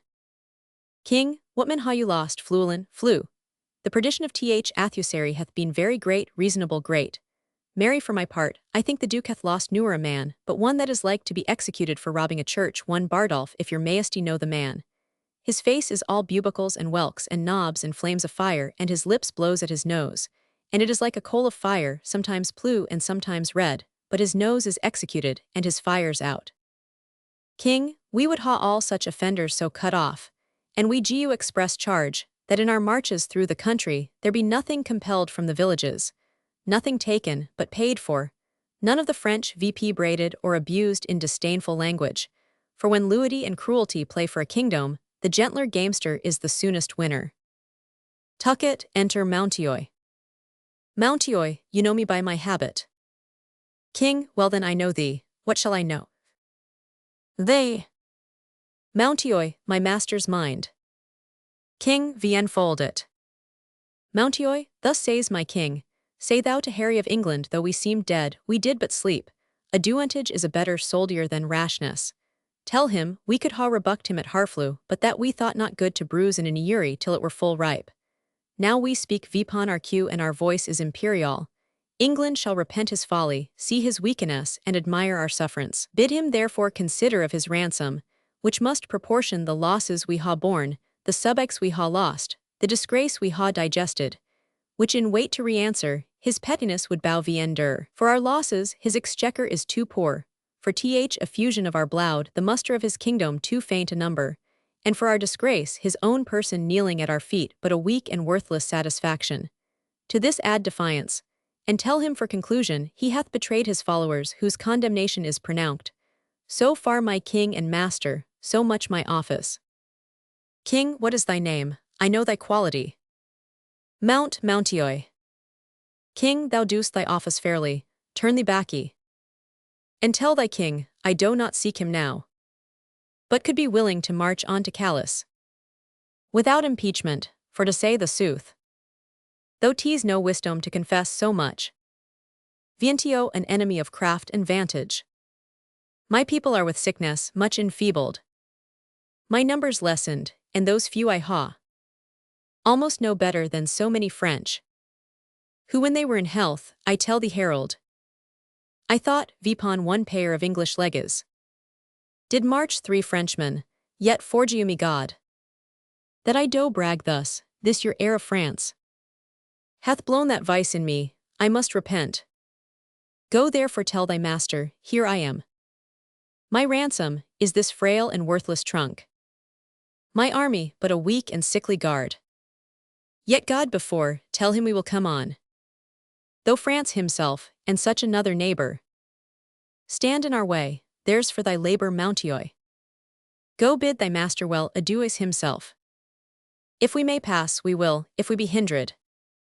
We shall your tawny ground with your red blood discolor, and so Mountioy fare you well. The sum of all our answer is but this. We would not seek a battle as we are. Nor as we are, we say we will not shun it. So tell your master. Mount I shall delay you or so, thanks to your highness. Glauc, I hope they will not come vipon vis now. King, we are in God's hand, brother, not in theirs. March to the bridge, it now draws toward night. Beyond the rear wheel, encamp our cellus. And on tomorrow, bid them march away. Exeunt. Enter the Constable of France, the Lord Rambers, Orleans, Dauphin, with others. Const, tut, I ha the best armor of the world. Would it were day. Orleans, you ha an excellent armor, but let my horse ha his due. Const, it is the best horse of Europe. Orleans, will it newer be morning? Dolph, my lord of Orleans, and my lord high constable. You talk of horse and armor. Orleans, you are as well prided of both as any prince in the world. Dolph, what a long night is this! I will not change my horse with any that treads but on 4 postures. Ch ha, he bounds from the earth as if his entrails were hares. L'Tuile volante, the Pegasus, ches les narines de feu. When I bestride him, I soar, I am a hawk. He trots the air, the earth sings when he touches it. The basest horn of his hoof is more musical than the pipe of Hermes. Orleans, he's of the color of the nutmeg. Dolph, and of the heat of the ginger. It is a beast for Perseus. He is pure air and fire, and the dull elements of earth and water newer appear in him, but only in patient stillness while his rider mounts him. He is indeed a horse, and all other iades you may call beasts. Const, indeed my lord, it is a most absolute and excellent horse. Dolph, it is the Prince of Palfreys. His neigh is like the bidding of a monarch, and his countenance enforces homage. Orleans, no more cousin. Dolph, nay, the man hath no wit, that cannot from the rising of the lark to the lodging of the lamb, very deserved praise on my palfrey. It is a theme as fluent as the sea, turn the sands into eloquent tongues, and my horse is argument for them all. Tease, subject for a sour rainy to reason on, and for a sour rainy's sour rainy to ride on. And for the world, familiar to vis and vien known, to lay apart their particular functions, and wonder at him. I once writ a sonnet in his praise, and began thus, wonder of nature. Orleans, I ha heard a sonnet begin so to one's mistress. Dolph, then did they imitate that which I composed to my courser, for my horse is my mistress. Orleans, your mistress bears well. Dolph, me well, which is the prescript praise and perfection of a good and particular mistress. Const, nay, for me thought yesterday your mistress shrewdly shook your back. Dolph, so perhaps did yours. Const, mine was not bridled. Dolph, oh then belike she was old and gentle, and you rode like a kern of Ireland, your French hose off, and in your straight strossers. Const, you ha good judgment in horsemanship. Dolph, be warned by me then. They that ride so, and ride not warily, fall into foul bogs. I had rather ha my horse to my mistress. Const, I had as lieu ha my mistress a iade. Dolph, I tell thee constable, my mistress wears his own hair. Const, I could make as true a boast as that if I had a sow to my mistress. Dolph, licine est return son proper vemisment est. La loi o berbier, thou maxed vsc of anything. Const, yet do I not vsc my horse for my mistress. Or any such proverb, so little kin to the purpose. Ram, my lord constable, the armor that I saw in your tent tonight, are those stars or suns vipon it? Const, stars my lord. Dolph, some of them will fall tomorrow, I hope. Const, and yet my sky shall not want. Dolph, that may be, for you bear many superfluously. And twere more honors somewhere away. Const, youn as your horse bears your praises who would trot as well, were some of your braggas dismounted. Dolph, would I were able to load him with his desert, Will it newer be day? I will trot tomorrow a mile, and my way shall be pawed with English faces. Const, I will not say so, for fear I should be fact out of my way, but I would it were morning, for I would fain be about the ears of the English. Ram, who will go to hazard with me for 20 prisoners? Const, you must first go yourself to hazard, ere you haw thems. Dolph, tease midnight, I'll go arm myself. Enter. Orleans, the Dauphin longs for morning. Ram, he longs to eat the English. Const, I think he will eat all he kills. Orleans, by the white hand of my lady, he's a gallant prince. Const, swear by her foot that she may tread out the oaths. Orleans, he is simply the most active gentleman of France. Const, doing as activity, and he will still be doing. Orleans, he newer did harm that I heard of. Const, nor will do none tomorrow, he will keep that good name still. Orleans, I know him to be valiant. Const, I was told that by one that knows him better than you. Orleans, what's he? Const, marry he told me so himself, and he said he card not who knew it. Orleans, he needs not, it is no hidden virtue in him. Const, by my faith, sir, but it is. Newer any body saw it but his lacquey, 'tis a hooded valor, and when it appears it will bait. Orleans, ill will newer sayed well. Const, I will cap that proverb with, there is flattery in friendship. Orleans, and I will take VP that with Giu the jewel. His due. Const, well placked, there stands your friend for the duel, ha at the very eye of that proverb with a pox of the duel. Orleans, you are the better at proverbs by how much? A fool's bolt is soon shot. Const, you ha shot our. Orleans, 'tis not the first time you were our shot. Enter a messenger. Mess, my lord high constable, the English life. 1500 paces of your tents. Const, who hath measured the ground? Mess, the Lord Grand Prix. Const, a valiant and most expert gentleman. Would it were day, alas poor Harry of England, he longs not for the dawning as we do. Orleans, what a wretched and peevish fellow is this King of England, to mope with his fat-brained followers so far out of his knowledge. Const, if the English had any apprehension, they would run away. Orleans, that they lack, for if their heads had any intellectual armor, they could newer wear such hoey headpieces. Ram, that Illand of England breeds very valiant creatures, their mastiffs are of unmatchable courage. Orleans, foolish curs, that run winking into the mouth of a Russian bear, and haw their heads crushed like rotten apples. You may as well say, that's a valiant flea, that dare eat his breakfast on the lip of a lion. Const, east, and the men do sympathize with the mastiffs, in robustious and rough calming on, lowing their wits with their weeus, and then giu them great meals of beef and iron and steel, they will eat like wallows and fight like duels. Orleans, I but these English are shroudly out of beef. Const, then shall we find tomorrow they ha only stomachus to eat and none to fight. Now is it time to arm, come shall we about it, Orleans. It is now 2 o'clock, but let me see, by 10 we shall ha each 100 Englishmen. Exeunt. Actus tertius. Chorus. Now entertain conjecture of a time when creeping murmur and the pouring dark fills the wide vessel of the Venus. From camp to camp, through the foul womb of night, the hum of either army stilly sounds, that the fixed sentinels almost receive the secret whispers of each other's watch. Fire answers fire, and through their paly flames, each battle sees the other's bird face. Steed threatens steed, in high and boastful neighs, piercing the night's dull ear, and from the tents, the armorers accomplishing the nights, with busy hammers closing Reuet's VP. Giu dreadful note of preparation.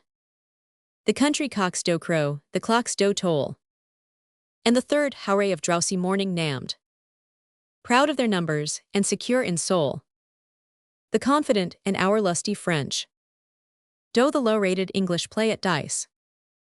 And chide the creeple tardy-gated knight, who like a foul and ugly witch does limp so tediously away, the poor condemned English, like sacrifices by their watchful fires, sit patiently and inly ruminate the morning's danger, and their gesture sad, in usting lang clean cheeks and war-worn coats, presented them viento the gazing moon.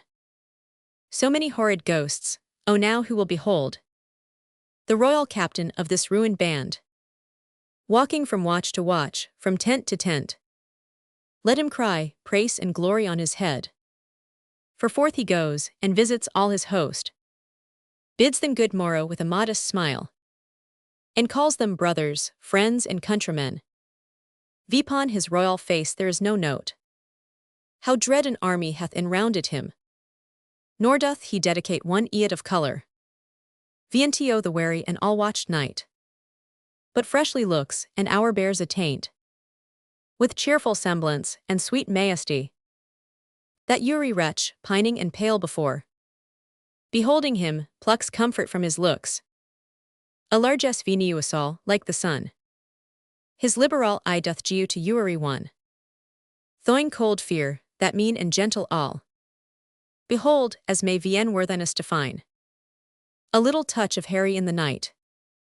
And so our scene must to the battle fly, where, oh for pity, we shall much disgrace, with four or few most vile and ragged foils, right ill disposed, in brawl ridiculous. The name of Agincourt, yet sit and see, minding true things, by what their mockeries be. Enter the King, Bedford and Gloucester. King, Gloucester, 'tis true that we are in great danger. The greater therefore should our courage be. God more, O brother Bedford, God Almighty. There is some soul of goodness in things you will. Would men observingly distill it out. For our bad neighbor makes versus early stirrers, which is both healthful and good husbandry. Besides, they are our outward consciences, and preachers to these all, admonishing that we should dress verses fairly for our end. Thus may we gather honey from the weed, and make a moral of the deal himself. Enter Erpingham.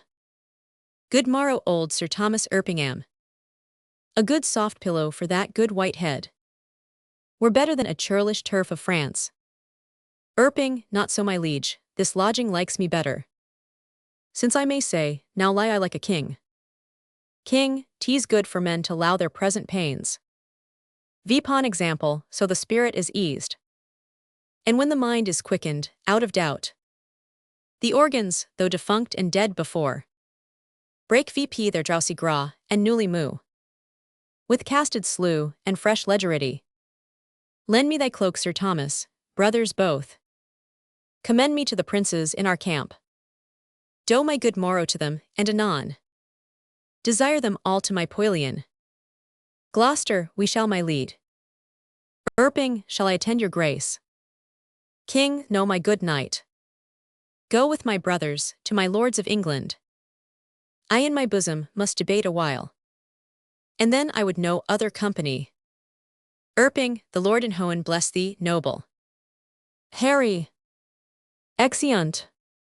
King, God a mercy, old heart, thou speak'st cheerfully. Enter Pistol. Pist, chi vous la. King, a friend. Pist, discuss viento me, art thou officer or art thou base, common, and popular? King, I am a gentleman of a company. Pist, trailst thou the puissant pike? King, you and so, what are you? Pist, as good a gentleman as the emperor. King, then you are better than the kings. Pist, the king's a bawcock and a heart of gold. Lad of life, and impev fame of parents good of fist. Most valiant, I kiss his dirty shoe, and from heartstring I low the lowly bully, what is thy name? King, Harry Leroy. Pist, Leroy, a Cornish name, art thou of Cornish crew? King, no, I am a Welchman. Pist, know'st thou Fluellen? King, yes. Pist, tell him I'll knock his leak about his pate vipon. Estois day. King, do not you wear your dagger in your cap.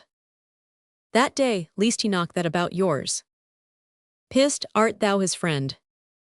King, and his kinsman too. Pissed, the fee go for thee then. King, I thank you, God be with you. Pissed, my name is Pistol called. Enter. King, it sorts well with your fierceness. Manet King. Enter Fluellen and Gower. Gower, Captain Fluellen. Flew, so in the name of Isu Christ speak fewer. It is the greatest admiration in the Veneusal world, when the true and ancient prerogatives and laws of the wars is not kept. If you would take the pains but to examine the wars of Pompey the Great, you shall find, I warrant you, that there is no tittle-tattle nor pibble-babble in Pompey's camp. I warrant you, you shall find the ceremonies of the wars, and the cares of it, and the forms of it, and the sobriety of it, and the modesty of it to be otherwise. Gower, why the enemy is low, you hear him all. Knight. Flew, if the enemy is an assay and a fool and a prating coxcomb, is it meet, think you, that we should also, look you, be an assay and a fool and a prating coxcomb in your own conscience now, Gow? I will speak lower. Flew, I pray you and beseech you that you will. Enter. King, though it appear a little out of fashion. There is much care and valor in this Welchman. Enter 3 soldiers, Ione Bates, Alexander Court and Michael Williams. Court, brother Ione Bates, is not that the morning which breaks yonder? Bates, I think it be, but we ha no great cause to desire the approach of day. Williams, we see yonder the beginning of the day. But I think we shall newer see the end of it. Who goes there? King, a friend. Williams, viender what Captain Saru you. King, viender Sir Ione Erpingham. Williams, a good old commander and a most kind gentleman, I pray you, what thinks he of our estate? King, Ewan as men racked vipon a sand, that look to be washed off the next tide. Bates, he hath not told his thought to the king. King, no, nor it is not meet he should. For though I speak it to you, I think the king is but a man as I am. The violet smells to him as it doth to me. The element shows to him as it doth to me. All his senses ha but humane conditions. His ceremonies laid by, in his nakedness he appears but a man, and though his affections are higher mounted than ours, yet when they stoop with the like wing. Therefore when he sees reason of fears as we do, his fears, out of doubt, be of the same relish as ours are. Yet in reason no man should possess him with any appearance of fear, lest he, by showing it, should disheart his army. Bates, he may show what outward courage he will, but I believe you, as cold a knight as tease, he could wish himself in Thames VP to the neck. And so I would he were, and I by him, at all adventures, so we were quit here. King, by my troth, I will speak my conscience of the king. I think he would not wish himself anywhere, but where he is. Bates, then I would he were here alone, so should he be sure to be ransomed, and a many poor men's liu sod. King, I dare say, you allow him not so ill to wish him here alone.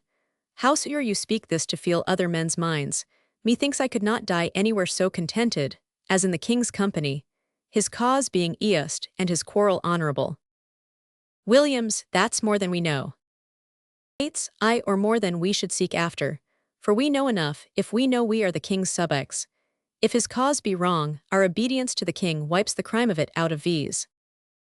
Williams, but if the cause be not good, the king himself hath a holy reckoning to make, when all those legs and arms and heads chopped off in a battle shall iron together at the latter day, and cry all, we died at such a place, some swearing, some crying for surgeon, some vipon their weus left poor behind them, some vipon the debts they owe, some vipon their children Raleigh left.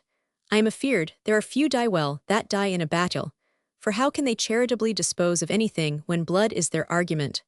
Now, if these men do not die well, it will be a black matter for the king that led them to it, who to disobey were against all proportion of subjection. King, so if a son that is by his father sent about merchandise, do sinfully miscarry vipon the sea, the imputation of his wickedness, by your rule, should be imposed vipon his father that sent him. Or if a servant, under his master's command, transporting a sum of money, be assailed by robbers and die in many irreconciled iniquities, You may call the business of the master the author of the servant's damnation. But this is not so.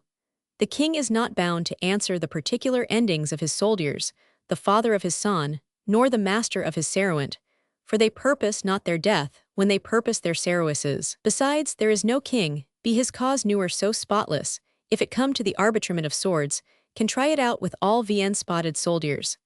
Some, peradventure, ha on them the guilt of premeditated and contrived murder. Some, of beguiling virgins with the broken seals of peri. Some, making the wars their bulwark, that ha before gored the gentle bosom of peace with pillage and robbery. Now, if these men ha defeated the law and outrun natty punishment, though they can outstrip men, they ha no wings to fly from God. War is his beetle, war is his vengeance. So that here men are punished, for before breach of the king's laws in now the king's quarrel, where they feared the death they ha borne life away, and where they would be safe they perish. Then if they die proited, no more is the king guilty of their damnation, than he was before guilty of those impieties, for the which they are now visited. Uri subject's duty is the king's, but Uri subject's soul is his own. Therefore should Uri soldier in the wars do as Uri sick man in his bed, wash Uri moth out of his conscience. And dying so, death is to him a duantage, or not dying the time was blessedly lost, wherein such preparation was gained. And in him that escapes, it were not sin to think, that making God so free an offer, he let him out liu that day, to see his greatness, and to teach others how they should prepare. Will, 'tis certain, Uri man that dies ill, the ill vipon. His own head, the king is not to answer it. Bates, I do not desire he should answer for me, and yet I determined to fight lustily for him. King, I myself heard the king say he would not be ransomed. Will, he said so to make versus fight cheerfully, but when our throats are cut, he may be ransomed, and we near the wiser. King, if I leave you to see it, I will newer trust his word after. Will, you pay him then? That's a perilous shot out of an elder gun, that a poor and a prewate displeasure can do against a monarch. You may as well go about to turn the sun to is, with fanning in his face with a peacock's feather. You'll newer trust his word after, come, 'tis a foolish saying. King, your reproof is something too round, I should be angry with you, if the time were convenient. Will, let it be a quarrel between v's, if you Leo. King, I embrace it. Will, how shall I know the again? King, do you me any gage of thine, and I will wear it. In my bonnet, then if you or thou darst acknowledge it, I will make it my quarrel. Will, here's my glow, do you me another of thine. King, there. Will, this will I also wear in my cap, if you or thou come to me, and say, after tomorrow, this is my glow, by this hand I will take thee a box on the ear. King, if you're I leave you to see it, I will challenge it. Will, thou darst as well be hanged. King, well I will do it, though I take thee in the king's company. Will, keep thy word, fare thee well. Bates, be friends you English fools, be friends, we ha French quarrels eno, if you could tell how to reckon. Exit soldiers. King, indeed the French may lay 20 French crowns to one, they will beat V's, for they bear them on their shoulders, but it is no English treason to cut French crowns, and tomorrow the king himself be a clipper. Vipon the king, let versus our lius our souls. Our debts, our careful we use. Our children and our sins lay on the king. We must bear all. O hard condition, twin born with greatness. Subject to the breath of Uri fool, whose sense no more can feel but his own ringing. What infinite heartsease must kings neglect? That preuate men enioi.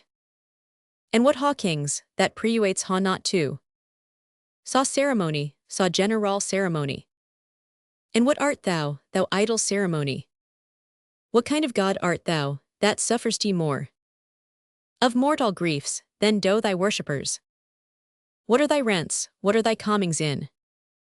O ceremony, show me but thy worth. What is thy soul of odoration? Art thou aught else but place, degree, and form, creating awe and fear in other men? Wherein thou art less happy, being feared than they in fearing. What drink'st thou oft, instead of homage sweet? But poison flattery, O be sick, great greatness. And bid thy ceremony, Giu the cure. Think'st thou the fiery fewer will go out? With titles blown from adulation. Will it Giu place to flexure and low bending? Canst thou, when thou command'st ye the beggar's knee, command the health of it, know thou proud dream, that placed ye so subtly with a king's repose? I am a king that find thee, and I know. Tease not the balmy, the scepter and the ball, the sword, the mace, the crown imperial, the intertissued robe of gold and pearl, the farce title running for the king, the throne he sits on, nor the tide of pomp that beats upon the high shore of this world. No, not all these, thrice gorgeous ceremony. Not all these, laid in bed majestical, can sleep so soundly as the wretched slaw, who with a body filled and vacant mind gets him to rest, crammed with distressful bread. Newer sees horrid night, the child of hell, but like a lacquey from the rise to set, sweats in the eye of Phoebus, and all night sleeps in Elysium, next day after dawn doth rise and help Hyperio to his horse, and follows so the ewer running year, with profitable labor to his gra. And but for ceremony, such a wretch, winding VP days with toil, and nights with sleep, had the forehand and vantage of a king.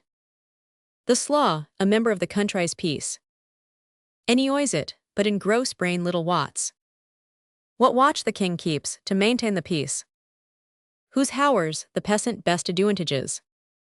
Enter Erpingham. Erp, my lord, your nobles eeless of your absence, seek through your camp to find you. King, good old knight, collect them all together. At my tent, I'll be before thee. Erp, I shall do't, my lord. Enter. King, O God of battles, steel my soldiers' hearts. Possess them not with fear, take from them now the sense of reckoning of opposed numbers. Pluck their hearts from them, not today, O Lord. O not today, think not upon the fault my father made, encompassing the crown. I Richard's body ha interred new, and on it ha bestowed more contrite tears. Then from it issued forced drops of blood. Few hundred poor I ha in yearly pay, who twice a day their withered hands hold VP toward Hohen to pardon blood. And I ha built 2 chauntries, where the sad and solemny priests sing still. For Richard's soul, more will I do, though all that I can do is nothing worth, since that my penitence comes after all, imploring pardon. Enter Gloucester. Glauc, my liege. King, my brother Gloucester's voice, I know thy errand, I will go with thee. The day, my friend, and all things stay for me. Exeunt. Enter the Dauphin, Orleans, Rambers, and Beaumont. Orleans, the sun doth gild our armor VP, my lords. Dolph Montechuel, my horse Verlat lackey. Orleans, O bra spirit. Dolph, violes use and tear. Orleans, rien puis la air and few. Dolph, scene, cousin Orleans. Enter Constable. Now my lord Constable, const, hark how our steeds for present Ceruus neigh. Dolph, mount them, and make incision in their hides, that their hot blood may spin in English eyes. Endow them with superfluous courage, Ram, what, will you ha them weep our horses' blood? How shall we then behold their natural tears? Enter Messenger. Messeng, the English are embattled, you French. Peers. Const, to horse you gallant princes, straight to horse.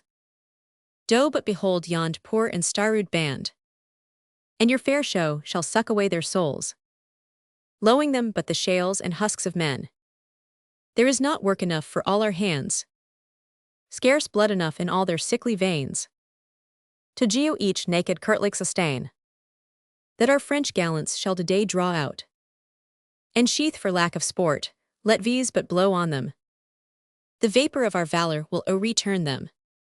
Tease positive against all exceptions, lords.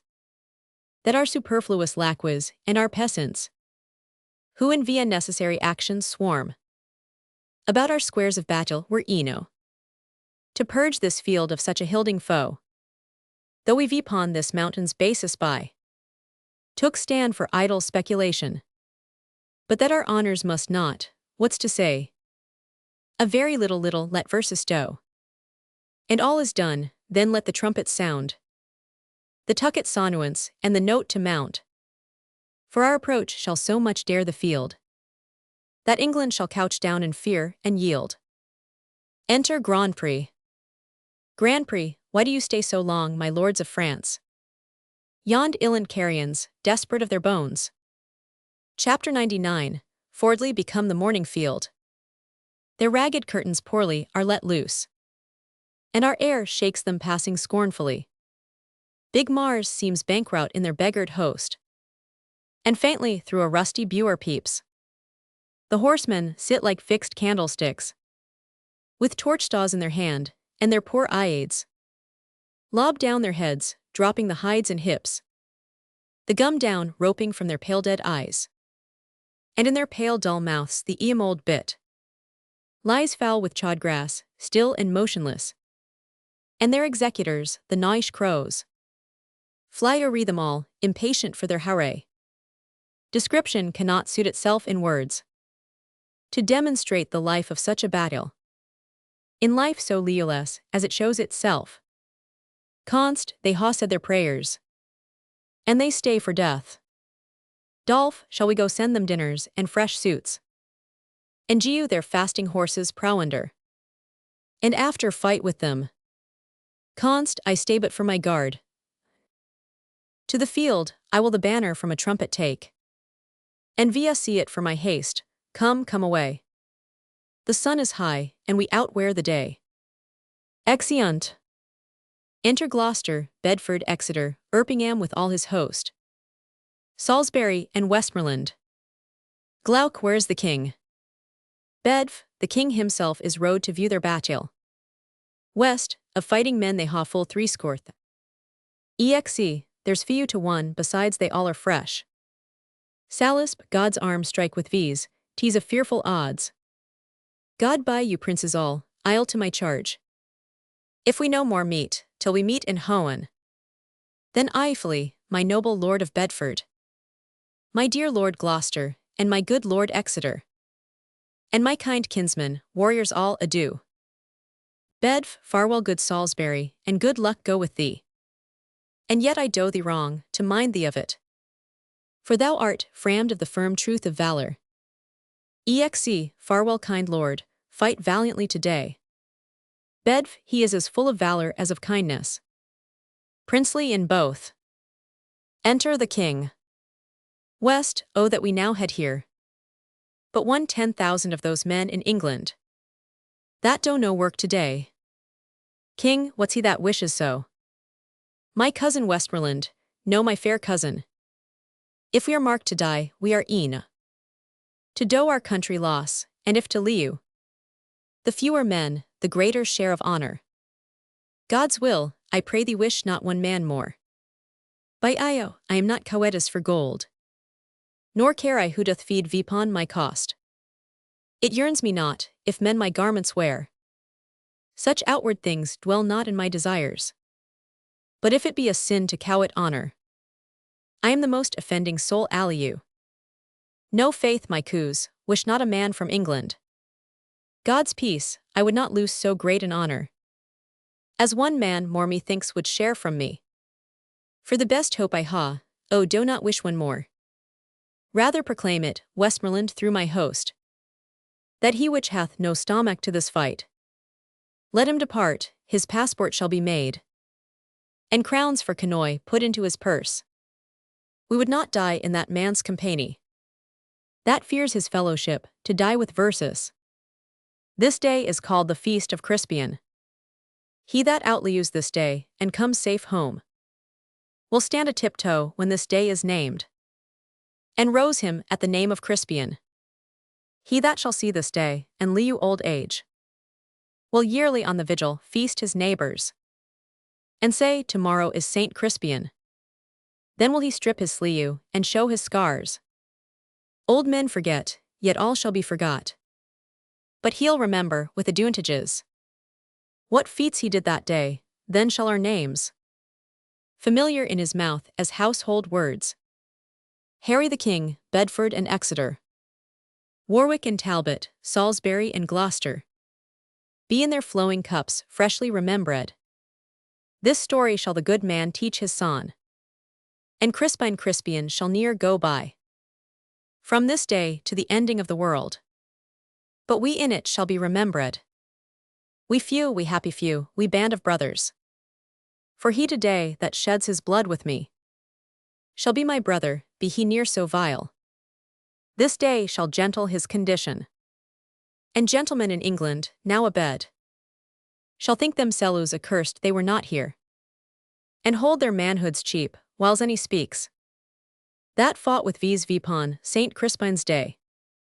Enter Salisbury. Sal, my sovereign lord, bestow yourself with speed. The French are brawly in their battles set, and will with all expedients charge on versus. King, all things are ready, if our minds be. West, perish the man whose mind is backward now. King, thou dost he not wish more help from England? Goose. West, God's will, my liege, would you and I alone, without more help, could fight this royal battle. King, why now thou hast vn wished few thousand men, which likes me better, than to wish versus one.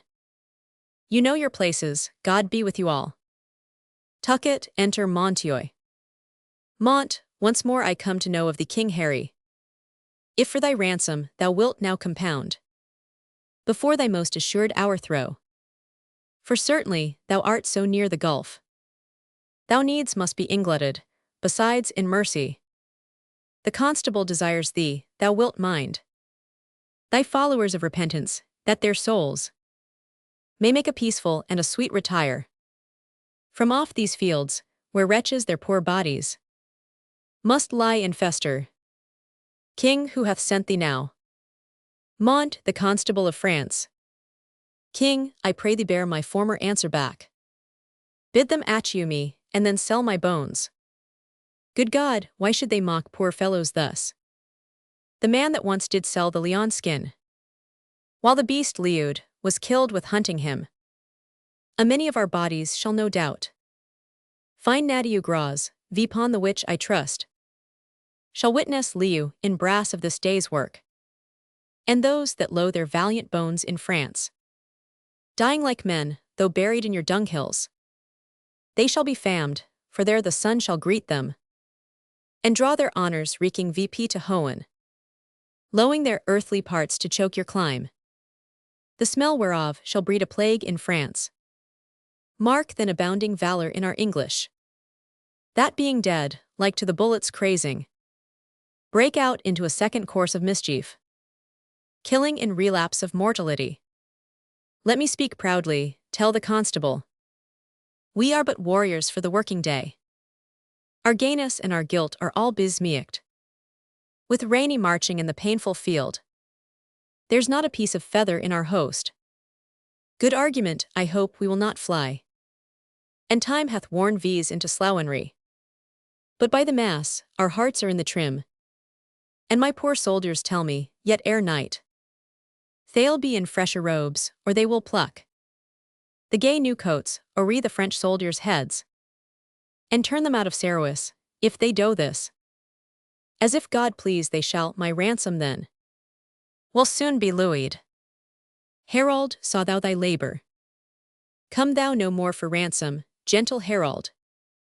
They shall ha none, I swear, but these my eints, which if they ha, as I will low VM them, shall yield them little, tell the constable.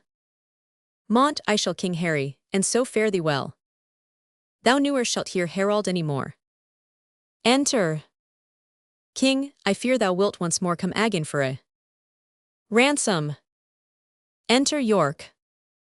York, my lord, most humbly on my knee I beg. The leading of the voward. King, take it, bra York. Now soldiers march away. And how thou pleasest God, dispose the day. Exeunt. Alarum excursions. Enter pistole, French soldier boy. Pist, yield cur. French, I pense que vous êtes le gentilhomme de bonne qualité. Pist, quality kami customy, art thou a gentleman? What is thy name? Discuss. French, o seigneur dia. Pist, o seigneur du should be a gentleman. Perpend my words, o seigneur du, and mark. O seigneur du, thou diced on point of fox, except o seigneur thou do giu to me egregious ransom. French, o prens misericordi I pites de moi. Pist, moi shall not seru I will ha 40 mois, for I will fetch thy rim out at thy throat, in drops of crimson blood. French, est il impossible d, échapper la force de ton bras. Pist brass cur, thou damned and luxurious mountain. Goat offers to me brass. French, o perdon moi. Pist say'st thou me so, is that a ton of mois? Come hither boy, ask me this slaw in French what is his name. Boy, escout comment est vous appelle. French, Monsieur Lefeur. Boy, he says his name is Emfer. Pist, Emfer, I'll fur him and furk him and ferret him. Discuss the same in French, VNTO him. Boy, I do not know the French for fur and ferret and furk. Pist, bid him prepare, for I will cut his throat. French, quoi dit il monsieur? Boy, il me commande vous dire quoi vous faites vous. Prest, car si soldat ici est disposi, tout isture de coups voster. Gorge. Pist, oui couple gorge permafoy peasant, unless thou give me crowns, bra crowns, or mangled shalt thou be by this my sword. French, I vous supply pour el amour de Dieu.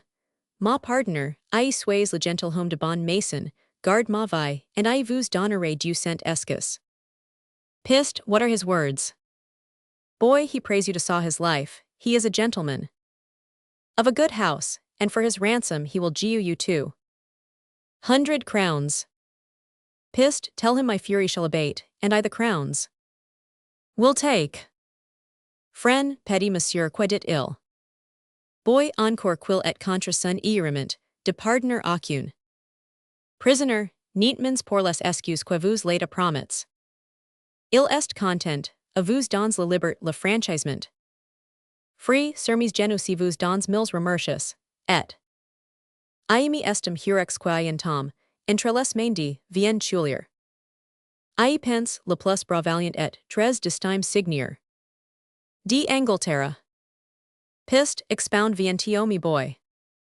Boy, he gius you vipon his knees 1,000 thanks, and he esteems himself happy, that he hath fallen into the hands of one, as he thinks, the most braw, valorous, and thrice-worthy seigneur of England. Pist, as I suck blood I will some mercy show, follow me. Boy, saillez-vous le grand capitaine, I did never know so full a voice issue from so empty a heart. But the saying is true, the empty vessel makes the greatest sound. Bardolphin Nim had 10 times more valor than this roaring deal i'th oldie play, that ewery one may pare his nails with a wooden dagger, and they are both hanged, and so would this be, if he durst steal anything adventurously. I must stay with the lackeys with the luggage of our camp, the French might haw a good prey of these if he knew of it, for there is none to guard it but boys. Enter. Enter Constable, Orleans, Bourbon, Dauphin, and Rambiers. Con, o diable. Orl, o signorlier et perdia, tout et perdi. Dull, morgimavi, all is confounded all. Reproach, and your lasting shame. Sits mocking in our plumes. A short alarum. O méchante fortune, do not run away. Con, why all our ranks are broke. Dol, O perdurable shame, let's stab ourselves. Be these the wretches that we plad at dice for? Orl, is this the king we sent to, for his ransom? Burr, shame and eternal shame, nothing but shame. Let these die in once more baccy again. And he that will not follow Bourbon now, let him go hence, and with his cap in hand, like a base pander hold the chamber door. Whilst a base slaw, no gentler than my dog, his fairest daughter is contaminated. Con, disorder that hath spoiled V's, friend versus now. Let V's on heaps go offer VP our lius. Oral, we are yet leewing in the field. To smother VP, the English in our throngs. If any order might be thought VPon. Burr, the deal take order now, I'll to the throng. Let life be short, else shame will be too long. Enter. Alarum, enter the king and his train with prisoners. King, well ha we done, thrice valiant countrymen. But all's not done, yet keep the French the field. Exe, the D of York commends him to your majesty. King, lius he good viancically, thrice within this hour. I saw him down, thrice VP again and fighting. From helmet to the spur, all blood he was. Exe, in which array braw soldier doth he lie. Larding the plain, and by his bloody side. Yoke fellow to his honorowing wounds. The noble Earl of Suffolk also lies. Suffolk first died, and York all haggled hour. Comes to him, where in gore he lay ensteeped.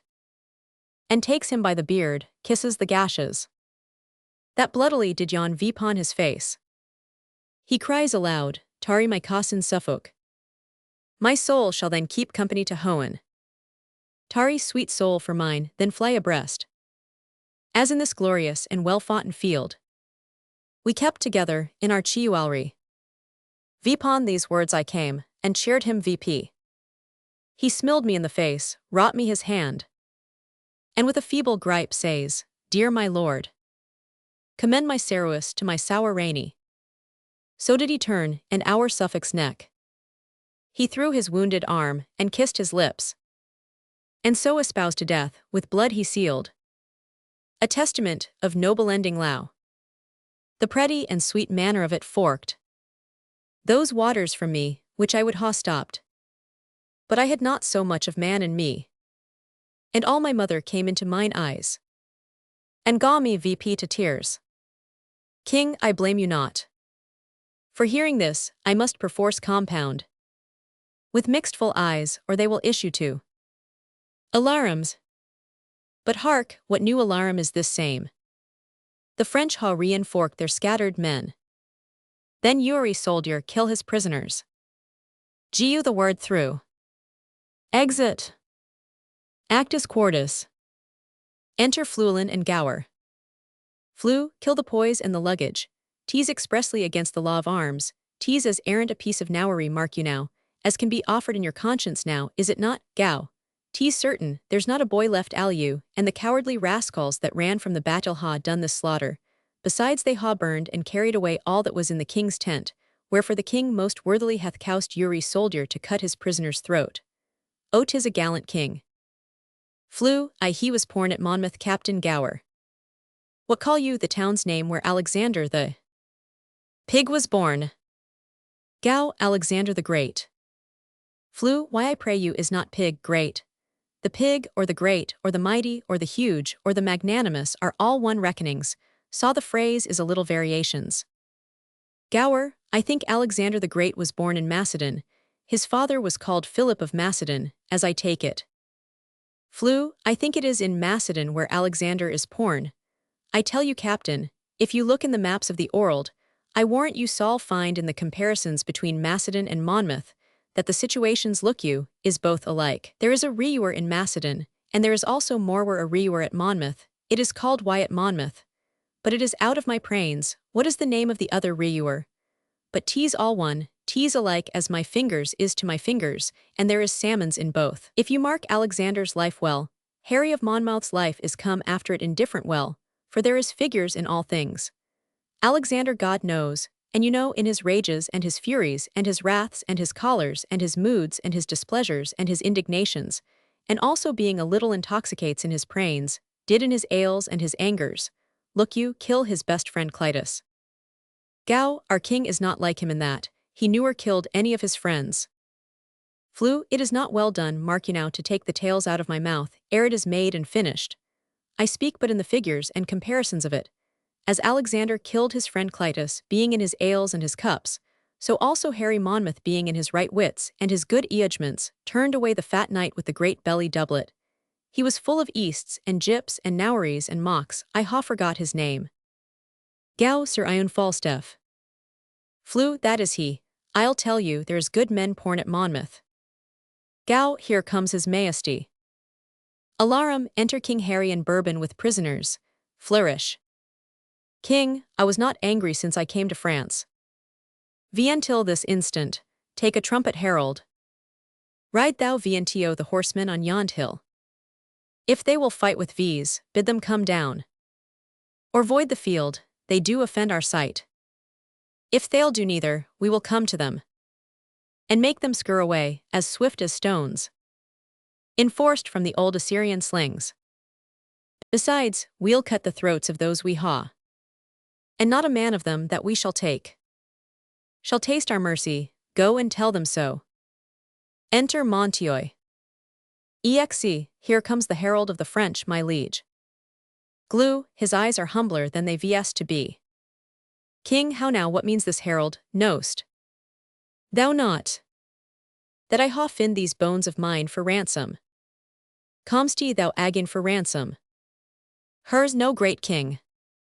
I come to thee for charitable license, that we may wander o'er this bloody field, to book our dead, and then to bury them, to sort our nobles from our common men. For many of our princes, woe the while, lie drowned and soaked in mercenary blood. So do our vulgar drench their peasant limbs in blood of princes, and with wounded steeds. Fret fetlock deep in gore, and with wilder rage yerk out their armed heels at their dead masters, killing them twice, OGU versus lo great king, to view the field in safety, and dispose of their dead bodies. Kin, I tell thee truly, herald, I know not if the day be ours or no. For yet a many of your horsemen peer, and gallop o'er the field. Her, the day is yours. Kin, praised be God, and not our strength for it. What is this castle called that stands hard by? Her, they call it Agincourt. King, then call we this the field of Agincourt. Fought on the day of Crispin Crispianus. Flew, your grandfather of famous memory, an't please your majesty, and your great Viencli Edward the placky Prince of Wales, as I ha read in the chronicles, fought a most prop battle here in France. Kin, they did fluelin. Flew, your majesty says very true. If your majesties is remembred of it, the Welchmen did good Cerois in a garden where leeks did grow, wearing leeks in their Monmouth caps, which your majesty know to this hour is an honorable badge of the Cerois. And I do believe your majesty takes no scorn to wear the leek vpon estois day. King, I wear it for a memorable honor. For I am Welch, you know, good countrymen. Flew, all the water in why, cannot wash your majesties. Welsh plewed out of your pody, I can tell you that. God bless it, and preserve it, as long as it pleases his grace and his majesty too. Kin, thanks good my countrymen. Flew, by issue, I am your majesty's countryman, I care not who know it. I will confess it to all the world, I need not to be ashamed of your majesty. Praised be God so long as your majesty is an honest man. King, good keep me so. Enter Williams. Our heralds go with him. Bring me east notice of the numbers dead. On both our parts, call yonder fellow hither. Exe, soldier, you must come to the king. Kin, soldier, why wear'st thou that glout? Cap. Will, an't please your majesty, tease the gage of one, that I should fight withal, if he be aliu. Kin, an Englishman, will, an't please your majesty, a rascal that swaggered with me last night. Who if aliu and you were dare to challenge this glow, I ha sworn to take him a boxeth air, or if I can see my glow in his cap, which he swore as he was a soldier he would wear if aliu, I will strike it out soundly. Kin, what think you, Captain Fluelin, is it fit this? Soldier, keep his oath. Flew, he is a cron and a villain else, an't please your majesty in my conscience. King, it may be, his enemy is a gentleman of great sort quite from the answer of his degree. Flew, though he be as good a gentleman as the Deul is, as Lucifer and Beelzebub himself, it is necessary, look your grace, that he keep his vow and his oath. If he be period, see you now his reputation is as errant a villain and a iaki sauce, as you are his blacky shoe trod vpon God's ground, and his earth in my conscience law king. Then keep thy vow, Sirrah, when thou meet'st the fellow. So I will my liege as I lieu. King, who serest thou viender? Viender Captain Gower my liege. Gower's a good captain, and is good knowledge. And literatured in the wars. King, call him hither to me, soldier. I will my liege. Enter. King, here Fluellen, wear thou this for me and stick it in thy cap. When Alanson and myself were down together, I plucked this glow from his helmy. If any man challenge this, he is a friend to Alanson, and an enemy to our person. If thou encounter any such, apprehend him, and thou doest he me low. Your grace does me as great honours as can be desired in the hearts of his subjects. I would fain see the man, that has but 2 legs, that shall find himself aggrieved at this glow. That is all. But I would fain see it once, and please God of his grace that I might see. King, know'st thou Gower? He is my dear friend, and please you. King, pray thee go seek him, and bring him to my tent. I will fetch him. Enter. King, my lord of Warwick, and my brother Gloucester. Follow Fluellen closely at the heels. The glow which I ha geun him for afore. May haply purchase him a boxeth ear. It is the soldiers, I by bargain should. Wear it myself, follow good cousin Warwick. If that the soldier strike him, as I by his blunt bearing, he will keep his word. Some sodden mischief may arise of it. For I do know Fluellen valiant. Intucked with collar, hot as gunpowder. And quickly will return in an eyrie. Follow, and see there be no harm between them. Go you with me, Vien Seecley of Exeter. Exeunt. Enter Gower and Williams. I warrant it is tonight you captain. Enter Fluellen. God's will, and his pleasure, captain, I beseech you now, come apace to the king. There is more good toward you peradventure, than is in your knowledge to dream of. Sir, know you this glow? Know the glow, I know the glow is a glow. I know this, and thus I challenge it. Strikes him. Blood, an errant traitor as any's in the Venus world, or in France, or in England. Gower, how now, sir, you villain? Do you think I'll be forsworn? Stand away, Captain Gower, I will gie you treason. His payment into ploughs, I warrant you. I am no traitor. That's a lie in thy throat, I charge you in his Majesty's name apprehend him, he's a friend of the Duke. Alansons. Enter Warwick and Gloucester. How now, what's the matter? My lord of Warwick, here is, praised be God for it, a most contagious treason come to light, look you, as you shall desire in a summer's day. Here is his Majesty. Enter King and Exeter.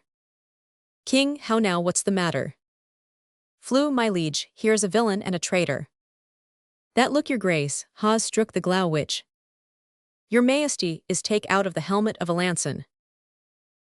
My liege, this was my glow, here is the fellow of it, and he that I gaw it to in change, promised to wear it in his cap. I promised to strike him if he did. I met this man with my glow in his cap, and I ha been as good as my word. Your Majesty here now, sawing your Majesty's manhood, what an arrant rascally, beggarly, low-see naw it is. I hope your Majesty is peer me testimony and witness, and will auchment that this is the glow of Alanson, that your Majesty is giu me, in your conscience now. King, giu me thy glow soldier. Look, here is the fellow of it. 'Twas I indeed thou promisedst to strike.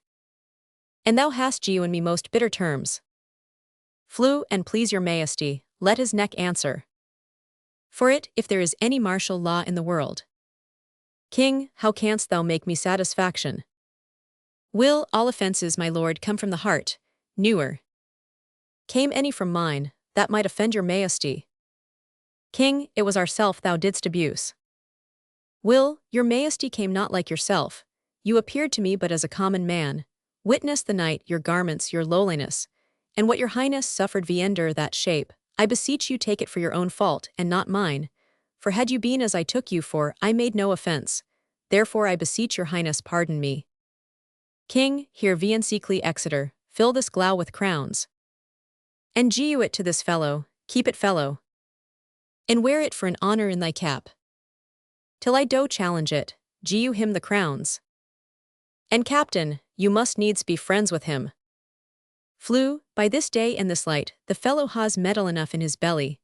Hold, there is 12 pence for you, and I pray you to serve God, and keep you out of prawls and prabbles, and quarrels and dissensions, and I warrant you it is the better for you. I will none of your money. Flew, it is with a good will, I can tell you it will serve you to mend your shoes. Come, wherefore should you be so pashful, your shoes is not so good. 'Tis a good silling I warrant you, or I will change it. Enter Herald. King, now Herald or the dead number it. Herald, here is the number of the slaughtered. French. King, what prisoners of good sort are taken? Vienne Exe, Charles Duke of Orleans, nephew to the king. Ione Duke of Bourbon, and Lord Bouchiquold. Of other lords and barons, knights and squires. Full 1500, besides common men. King, this note doth tell me of 10,000 French. That in the field lie slain, of princes in this number. And nobles bearing banners, there lie dead. 126, added to these. Of knights, esquires, and gallant gentlemen. 8,400, of the which few hundred were but yesterday dubbed knights. So that in these 10,000 they ha lost. There are but 1,600 mercenaries. The rest are princes, barons, lords, knights, squires, and gentlemen of bloud and quality. The names of those their nobles that lie dead. Charles de Labreth, High Constable of France. Aix of Chatillon, Admiral of France. The Master of the Crossbows, Lord Rambiers. Great Master of France, the Brosser Gichard Dauphin. Ione Duke of Alençon, Anthony Duke of Brabant. The brother to the Duke of Burgundy. And Edward Duke of Bar, of lusty earls. Grandpré and Rousey, Fauconbridge and Foys. Beaumont and Marle, Vandemont and Lestril. Here was a royal fellowship of death. Where is the number of our English dead? Edward the Duke of York, the Earl of Suffolk. Sir Richard Ketley, Doy Gam Esquire. None else of name, and of all other men. But few and 20. O God, thy arm was here. And not to these, but to thy arm alone. Ascribe we all, when without stratagem. But in plain shock, and you in play of battle. Was your known so great and little loss? On one part and on th other take it God. For it is none but thine. Exet, 'tis wonderful. King, come, go we in procession to the village. And be it death proclaimed through our host. To boast of this, or take that praise from God. Which is his onely. Flew, is it not lawful and please your majesty, to tell? How many is killed? King, yes captain, but with this acknowledgement. That God fought for verses. Flew, yes my conscience he did v's great good. King, do we all holy rites. Let there be sung non nobis, and te deum. The dead with charity enclosed in clay. And then to Calais, and to England then. Where near from France, arrewed more happy men. Exeunt. Actus Quintus.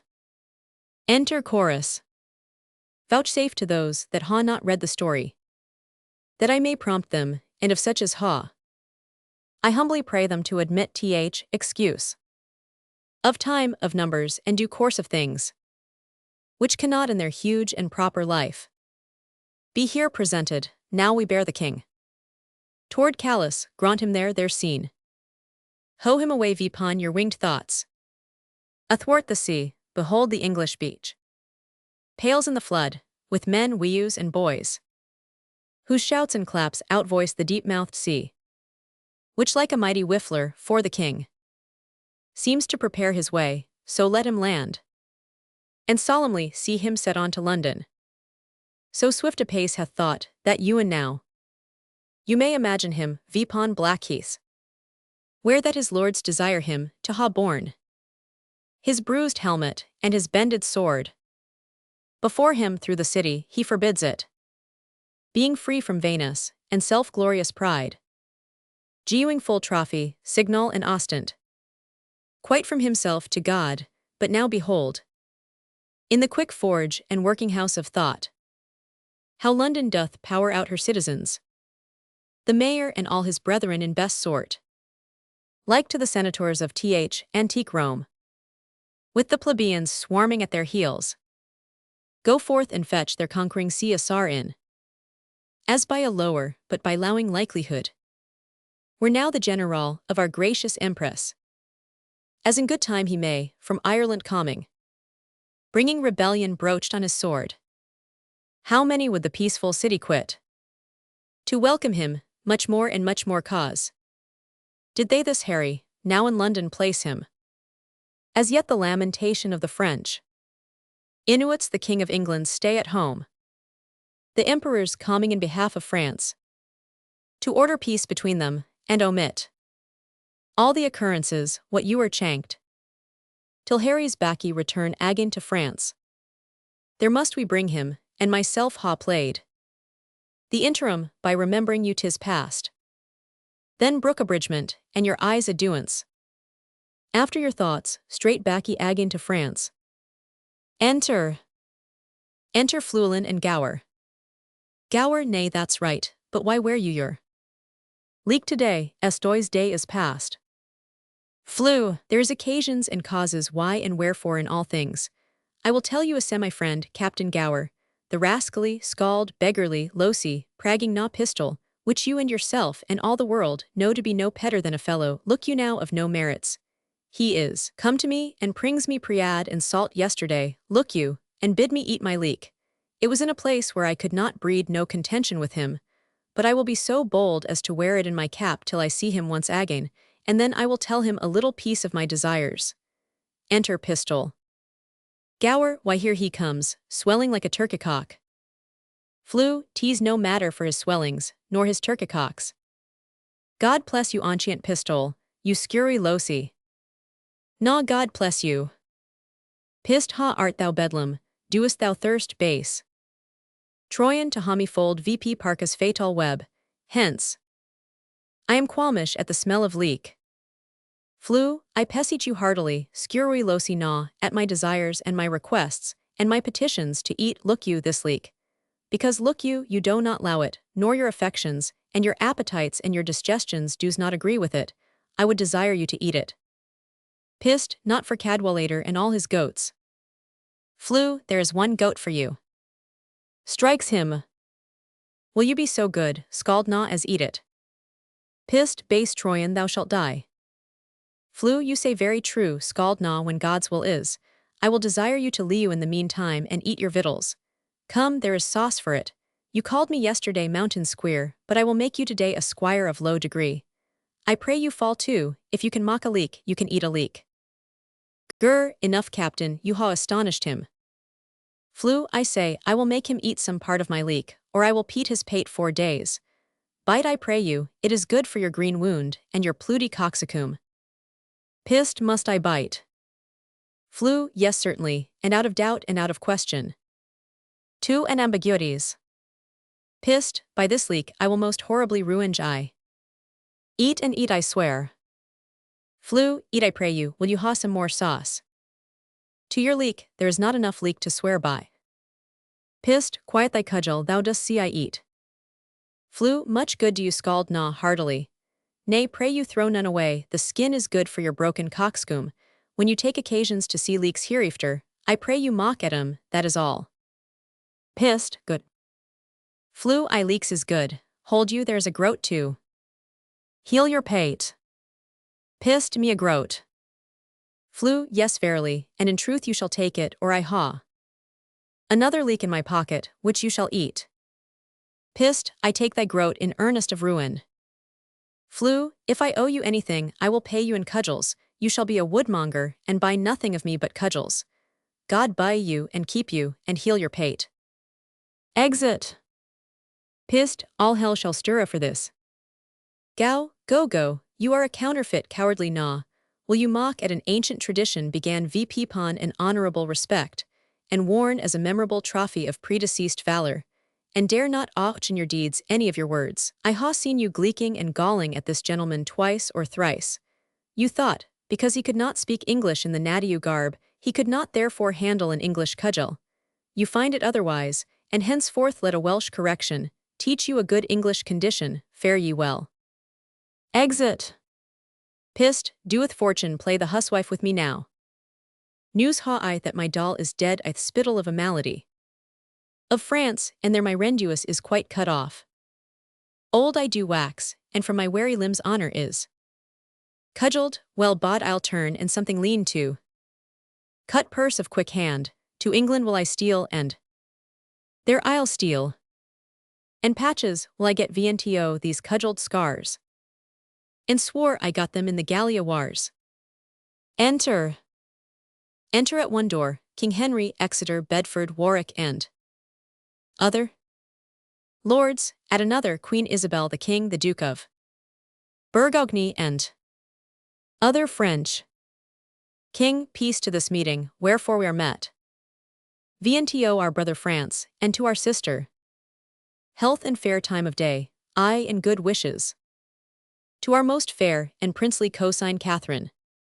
And as a branch and member of this royalty, by whom this great assembly is contributed, we do salute you, Duke of Burgogne. And princes French and peers, health to you all. Fra, right eyes are we to behold your face. Most worthy brother England, fairly met. So are you princes English, Uri one. Qui, so happy be the issue brother Ireland. Of this good day, and of this gracious meeting. As we are now glad to behold your eyes. Your eyes which hitherto ha borne. In them against the French, that met them in their bent. The fatal balls of murthering basilisks.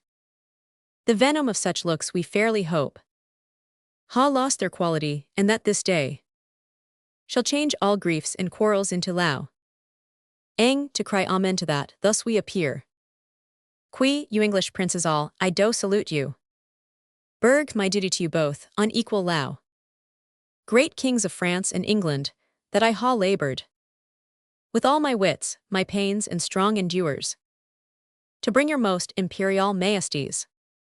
VNTO this bar, and royal interview.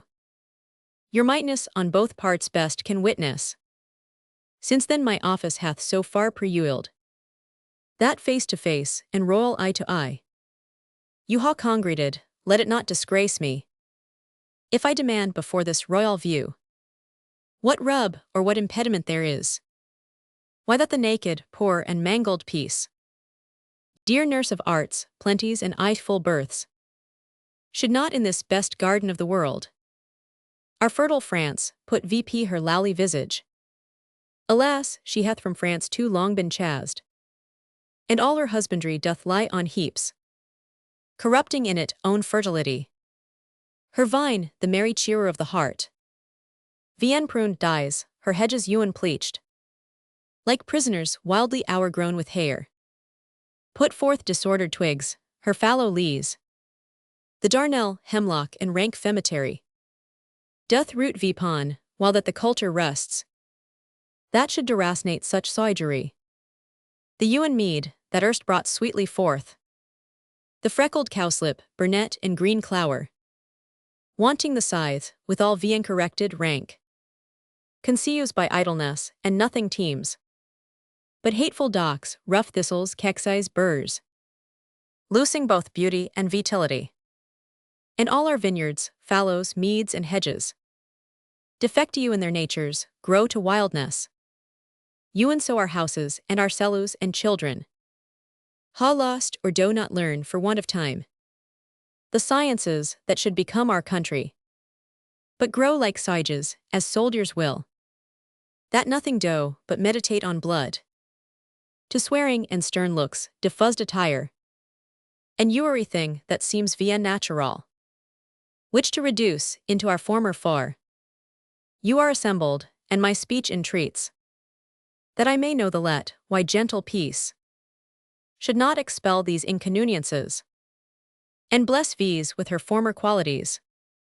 Ang, if Duke of Burgundy, you would the peace, whose want Gu's growth to th imperfections, which you ha cited, you must buy that peace, with full accord to all our demands, whose tenures and particular effects you ha enskedled briefly in your hands. Berg, the king hath heard them, to the which as yet there is no answer made. Eng, well then, the piece which you before so vrg'd lies in his answer. France, I ha but with a cursory eye. Ori glank the articles, pleaseth your grace to appoint some of your counsel presently to sit with these once more, with better heed. To resurvey them, we will suddenly pass our accept and peremptory answer. England, brother, we shall go and seekly Exeter. And brother Clarence, and you brother Gloucester. Warwick and Huntington go with the king. And take with you free power to ratify, augment or alter as your wisdom's best shall see advantageable for our dignity. Anything in or out of our demands. And we'll consent thereto. Will you, fair sister, go with the princes, or stay here with verses? Qui, our gracious brother, I will go with them. Happily a woman's voice may do some good. When articles too nicely vrg'd be stood on. England, yet lo our cousin Catherine here with these. She is our capital demand, compressed within the forank of our articles. Qui she hath good lo. Exeunt omnes. Manet King and Catherine. King, fair Catherine, and most fair. Will you vouchsafe to teach a soldier terms, such as will enter at a lady's ear, and plead his lawsuit to her gentle heart? Cath, your majesty shall mock at me, I cannot speak. Your England. King, O fair Catherine, if you will allow me soundly with your French heart, I will be glad to hear you confess it brokenly with your English tongue. Do you like me, Kate, Cath? Pardon moi, I cannot tell what is like me. King, an angel is like you, Kate, and you are like an angel. Cath, quidit ilquae sways semblable less anges. Lady, owie veriment, soft foster grace, ainsi dit ill. King, I said so, dear Catherine, and I must not blush to affirm it. Cath, o bon Dieu, les langues des hommes sont pleines de tromperies. King, what says she, fair one, that the tongues of men are full of deceits? Lady, owie, dat de tongues of demands is be full of deceits. Dat is de princess. King, the princess is the better Englishwoman. If faith, Kate, my wooing is fit for thy understanding, I am glad thou canst speak no better English. For if thou couldst thou wouldst find me such a plain king, that thou wouldst think I had sold my farm to buy my crown. I know no ways to mince it and low, but directly to say, I low you. Then if you vrge me farther than to say, do you in faith, I wear out my sweet.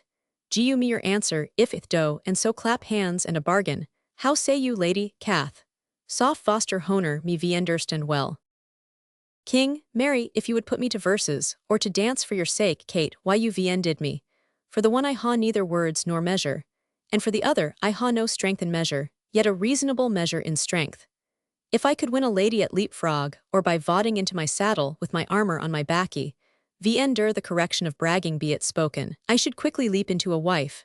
Or if I might buffet for my low, or bound my horse for her fours, I could lay on like a butcher, and sit like a ayak in apes, newer off. But before God, Kate, I cannot look greenly, nor gasp out my eloquence, nor I ha no cunning in protestation, onely downright oaths, which I newer see till vrg'd, nor newer break for vrging. If thou canst allow a fellow of this temper, Kate, whose face is not worth sun-burning, that newer looks in his glass for low of anything he sees there, let thine eye be thy cook. I speak to thee plain soldier. If thou canst allow me for this, take me. If not, to say to thee that I shall die is true, but for thy low by the no, yet I allow thee too. And while thou liest, dear Kate, take a fellow of plain and coined constancy, for he perforce must do thee right, because he hath not the gift to woo in other places. For these fellows of infinite tongue, that can rhyme themselves into ladies' fours, they do always reason themselves out again. What? A speaker is but a prater, a rhyme is but a ballad. A good leg will fall, a straight backy will stoop, a blacky beard will turn white, a curled pate will grow bald, a fair face will wither, a full eye will wax hollow. But a good heart, Kate, is the sun and the moon, or rather the sun and not the moon, for it shines bright and newer changes but keeps his course truly. If thou would ha such a one, take me, and take me, take a soldier, take a soldier, take a king. And what say'st thou then to my low? Speak, my fair, and fairly I pray thee. Cath, is it possible dat I sold loud to enemy of France? King, no, it is not possible you should low the enemy of France, Kate, but in lowing me you should low the friend of France, for I low France so well that I will not part with a village of it. I will haw it all mine. And Kate, when France is mine, and I am yours, then yours is France, and you are mine. Cath, I cannot tell what is dat. King, no, Kate. I will tell thee in French, which I am sure will hang upon my tongue, like a new married wife about her husband's neck, hardly to be shook off. I quan sur la possession de France, and quan vous os la possession de moi. Let me see, what then? Saint Denis be my speed, donc vostre est France, and vous ests mien. It is as easy for me, Kate, to conquer the kingdom, as to speak so much more French. I shall newer moo thee in French, bien less it be to laugh at me. Cath, sauf vostre honor, le François quais vous parlez, il en melius que el anglois lequel I parle. King, no faith is't not, Kate, but thy speaking of my tongue, and I thine, most truly falsely, must needs be granted to be much at one. But Kate, dost thou wie understand thus much English? Canst thou allow me? Cath, I cannot tell. King, can any of your neighbors tell, Kate? I'll ask them. Come, I know thou lowest me, and at night when you come into your closet, you'll let question this gentlewoman about me, and I know, Kate, you will to her dispraise those parts in me that you low with your heart. But good Kate, mock me mercifully, the rather gentle princess, because I low thee cruelly. If you're thou beest mine, Kate, as I haw a sawing faith within me tells me thou shalt, I get thee with scambling, and thou must therefore needs prow a good soul to your breeder. Shall not thou and I, between St. Denis and St. George, compound a boy, half French, half English, that shall go to Constantinople and take the Turk by the beard? Shall we not? What say'st thou, my fair flower de luce? Kate, I do not know dat. King, no, 'tis hereafter to know, but now to promise. But now promise, Kate, you will endower for your French part of such a boy, and for my English moiety take the word of a king and a bachelor. How answer you? La plus belle Catherine du monde mon treasure and Dieu en dies. Cath, your majesty offers French enough to deceive you de most sage damoiselle dat is en France. King, now fie upon my false French. By mine honor in true English, I low thee, Kate. By which honor I dare not swear thou lowest me, yet my blood begins to flatter me that thou dost, notwithstanding the poor and vain tempering effect of my visage. Now beshrew my father's ambition, he was thinking of seul wars when he got me, therefore was I created with a stubborn outside, with an aspect of iron, that when I come to woo ladies I fright them. But in faith, Kate, the elder I wax, the better I shall appear. My comfort is, that old age, that ill layer VP of beauty, can do no more spoil vpon my face. Thou hast me if thou hast me at the worst, and thou shalt wear me, if thou wear me, better and better. And therefore tell me, most fair Catherine, will you haw me? Put off your maiden blushes, oft the thoughts of your heart with the looks of an empress, take me by the hand, and say, Harry of England, I am thine.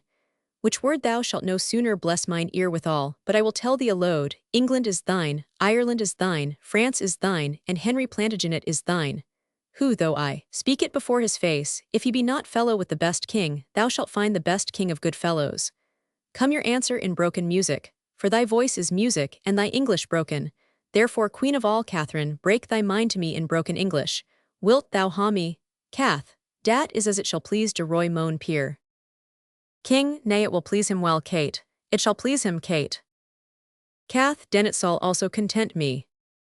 King, vipon that I kiss your hand, and I call you my queen. Cath, lace mon seigneur lace me foy, I ne vous point que vous abbes vostre grandius, en basant le main di, un noster seigneur indigni serutur excuse moi. I vous supply mon très puissant seigneur. King, then I will kiss your lips, Kate. Cath, les dames and damoiselles pour Esther baisy duant. Leur nopsies, il net pas le costume de France. King, Madame my interpreter, what says she? Lady, dat it is not be de fashion pour la ladies of France, I cannot tell what is buis in English. King, to kiss. Lady, your majesty entendre better que moi. King, it is not a fashion for the maids in France to kiss before they are married, would she say? Lady, au veriment. King, O Kate, nice customs cursey to great kings. Dear Kate, you and I cannot be confined within the weak list of a country's fashion. We are the makers of manners, Kate, and the liberty that follows our places, stops the mouth of all fine faults, as I will do yours, for folding the nice fashion of your country in denying me a kiss. Therefore, patiently and yielding, you ha witchcraft in your lips, Kate, there is more eloquence in a sugar touch of them than in the tongues of the French council, and they should sooner persuade Harry of England than a general petition of monarchs. Here comes your father. Enter the French power and the English lords. Berg, God saw your majesty, my royal cousin. Teach you our princess English. King, I would ha her learn my fair cousin how. Perfectly I allow her, and that is good English. Berg, is she not apt?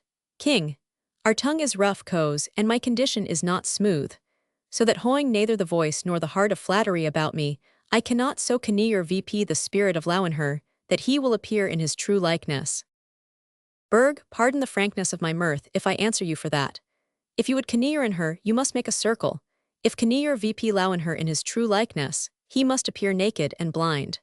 Can you blame her then, being a maid, yet rosed hour with the virgin crimson of modesty, if she deny the appearance of a naked blind boy in her naked seeing self?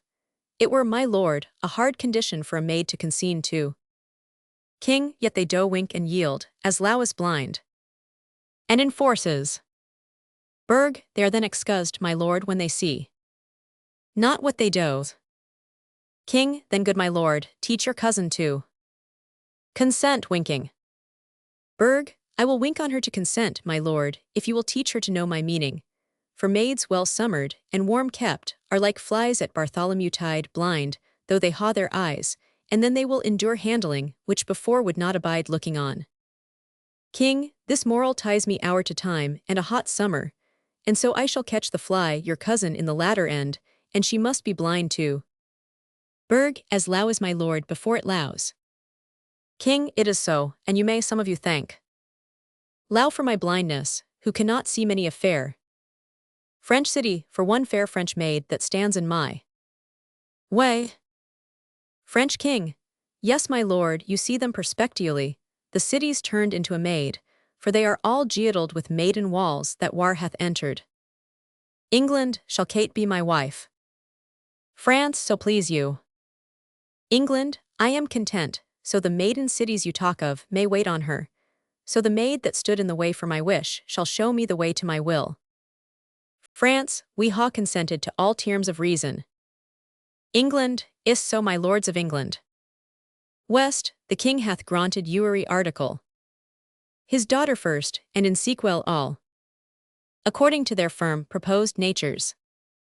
Exet, onely he hath not yet subscribed this, where your majesty demands, that the king of France hoing any occasion to write for matter of grant, shall name your highness in this form, and with this addition in French. Noster treasure fills Henry Roy de Angleterra heritor de France, and thus in Latin, Preclarissimus filius noster Henricus rex Angli a and here's Francie. France, nor this I ha not brother so denied. But your request shall make me let it pass. England, I pray you then in low and dear alliance. Let that one article rank with the rest. And thereupon give me your daughter. France, take her fair son, and from her blood race vp. Issue to me, that the contending kingdoms of France and England, whose very shores look pale, within eye of each other's happiness, may cease their hatred, and this dear conjunction plant neighborhood and Christian-like accord in their sweet bosoms, that newer war adduance his bleeding sword twixt England and fair France. Lords, amen. King, now welcome Kate, and bear me witness all that here I kiss her as my sovereigny queen. Flourish. Qui, God, the best maker of all marriages. Combine your hearts in one, your realms in one. As man and wife being two, are one in law. So be there, twixt your kingdoms such a spousal, that newer may ill office, or fell elousy, which troubles off the bed of blessed marriage. Thrust in between the paction of these kingdoms, to make divorce of their incorporate league.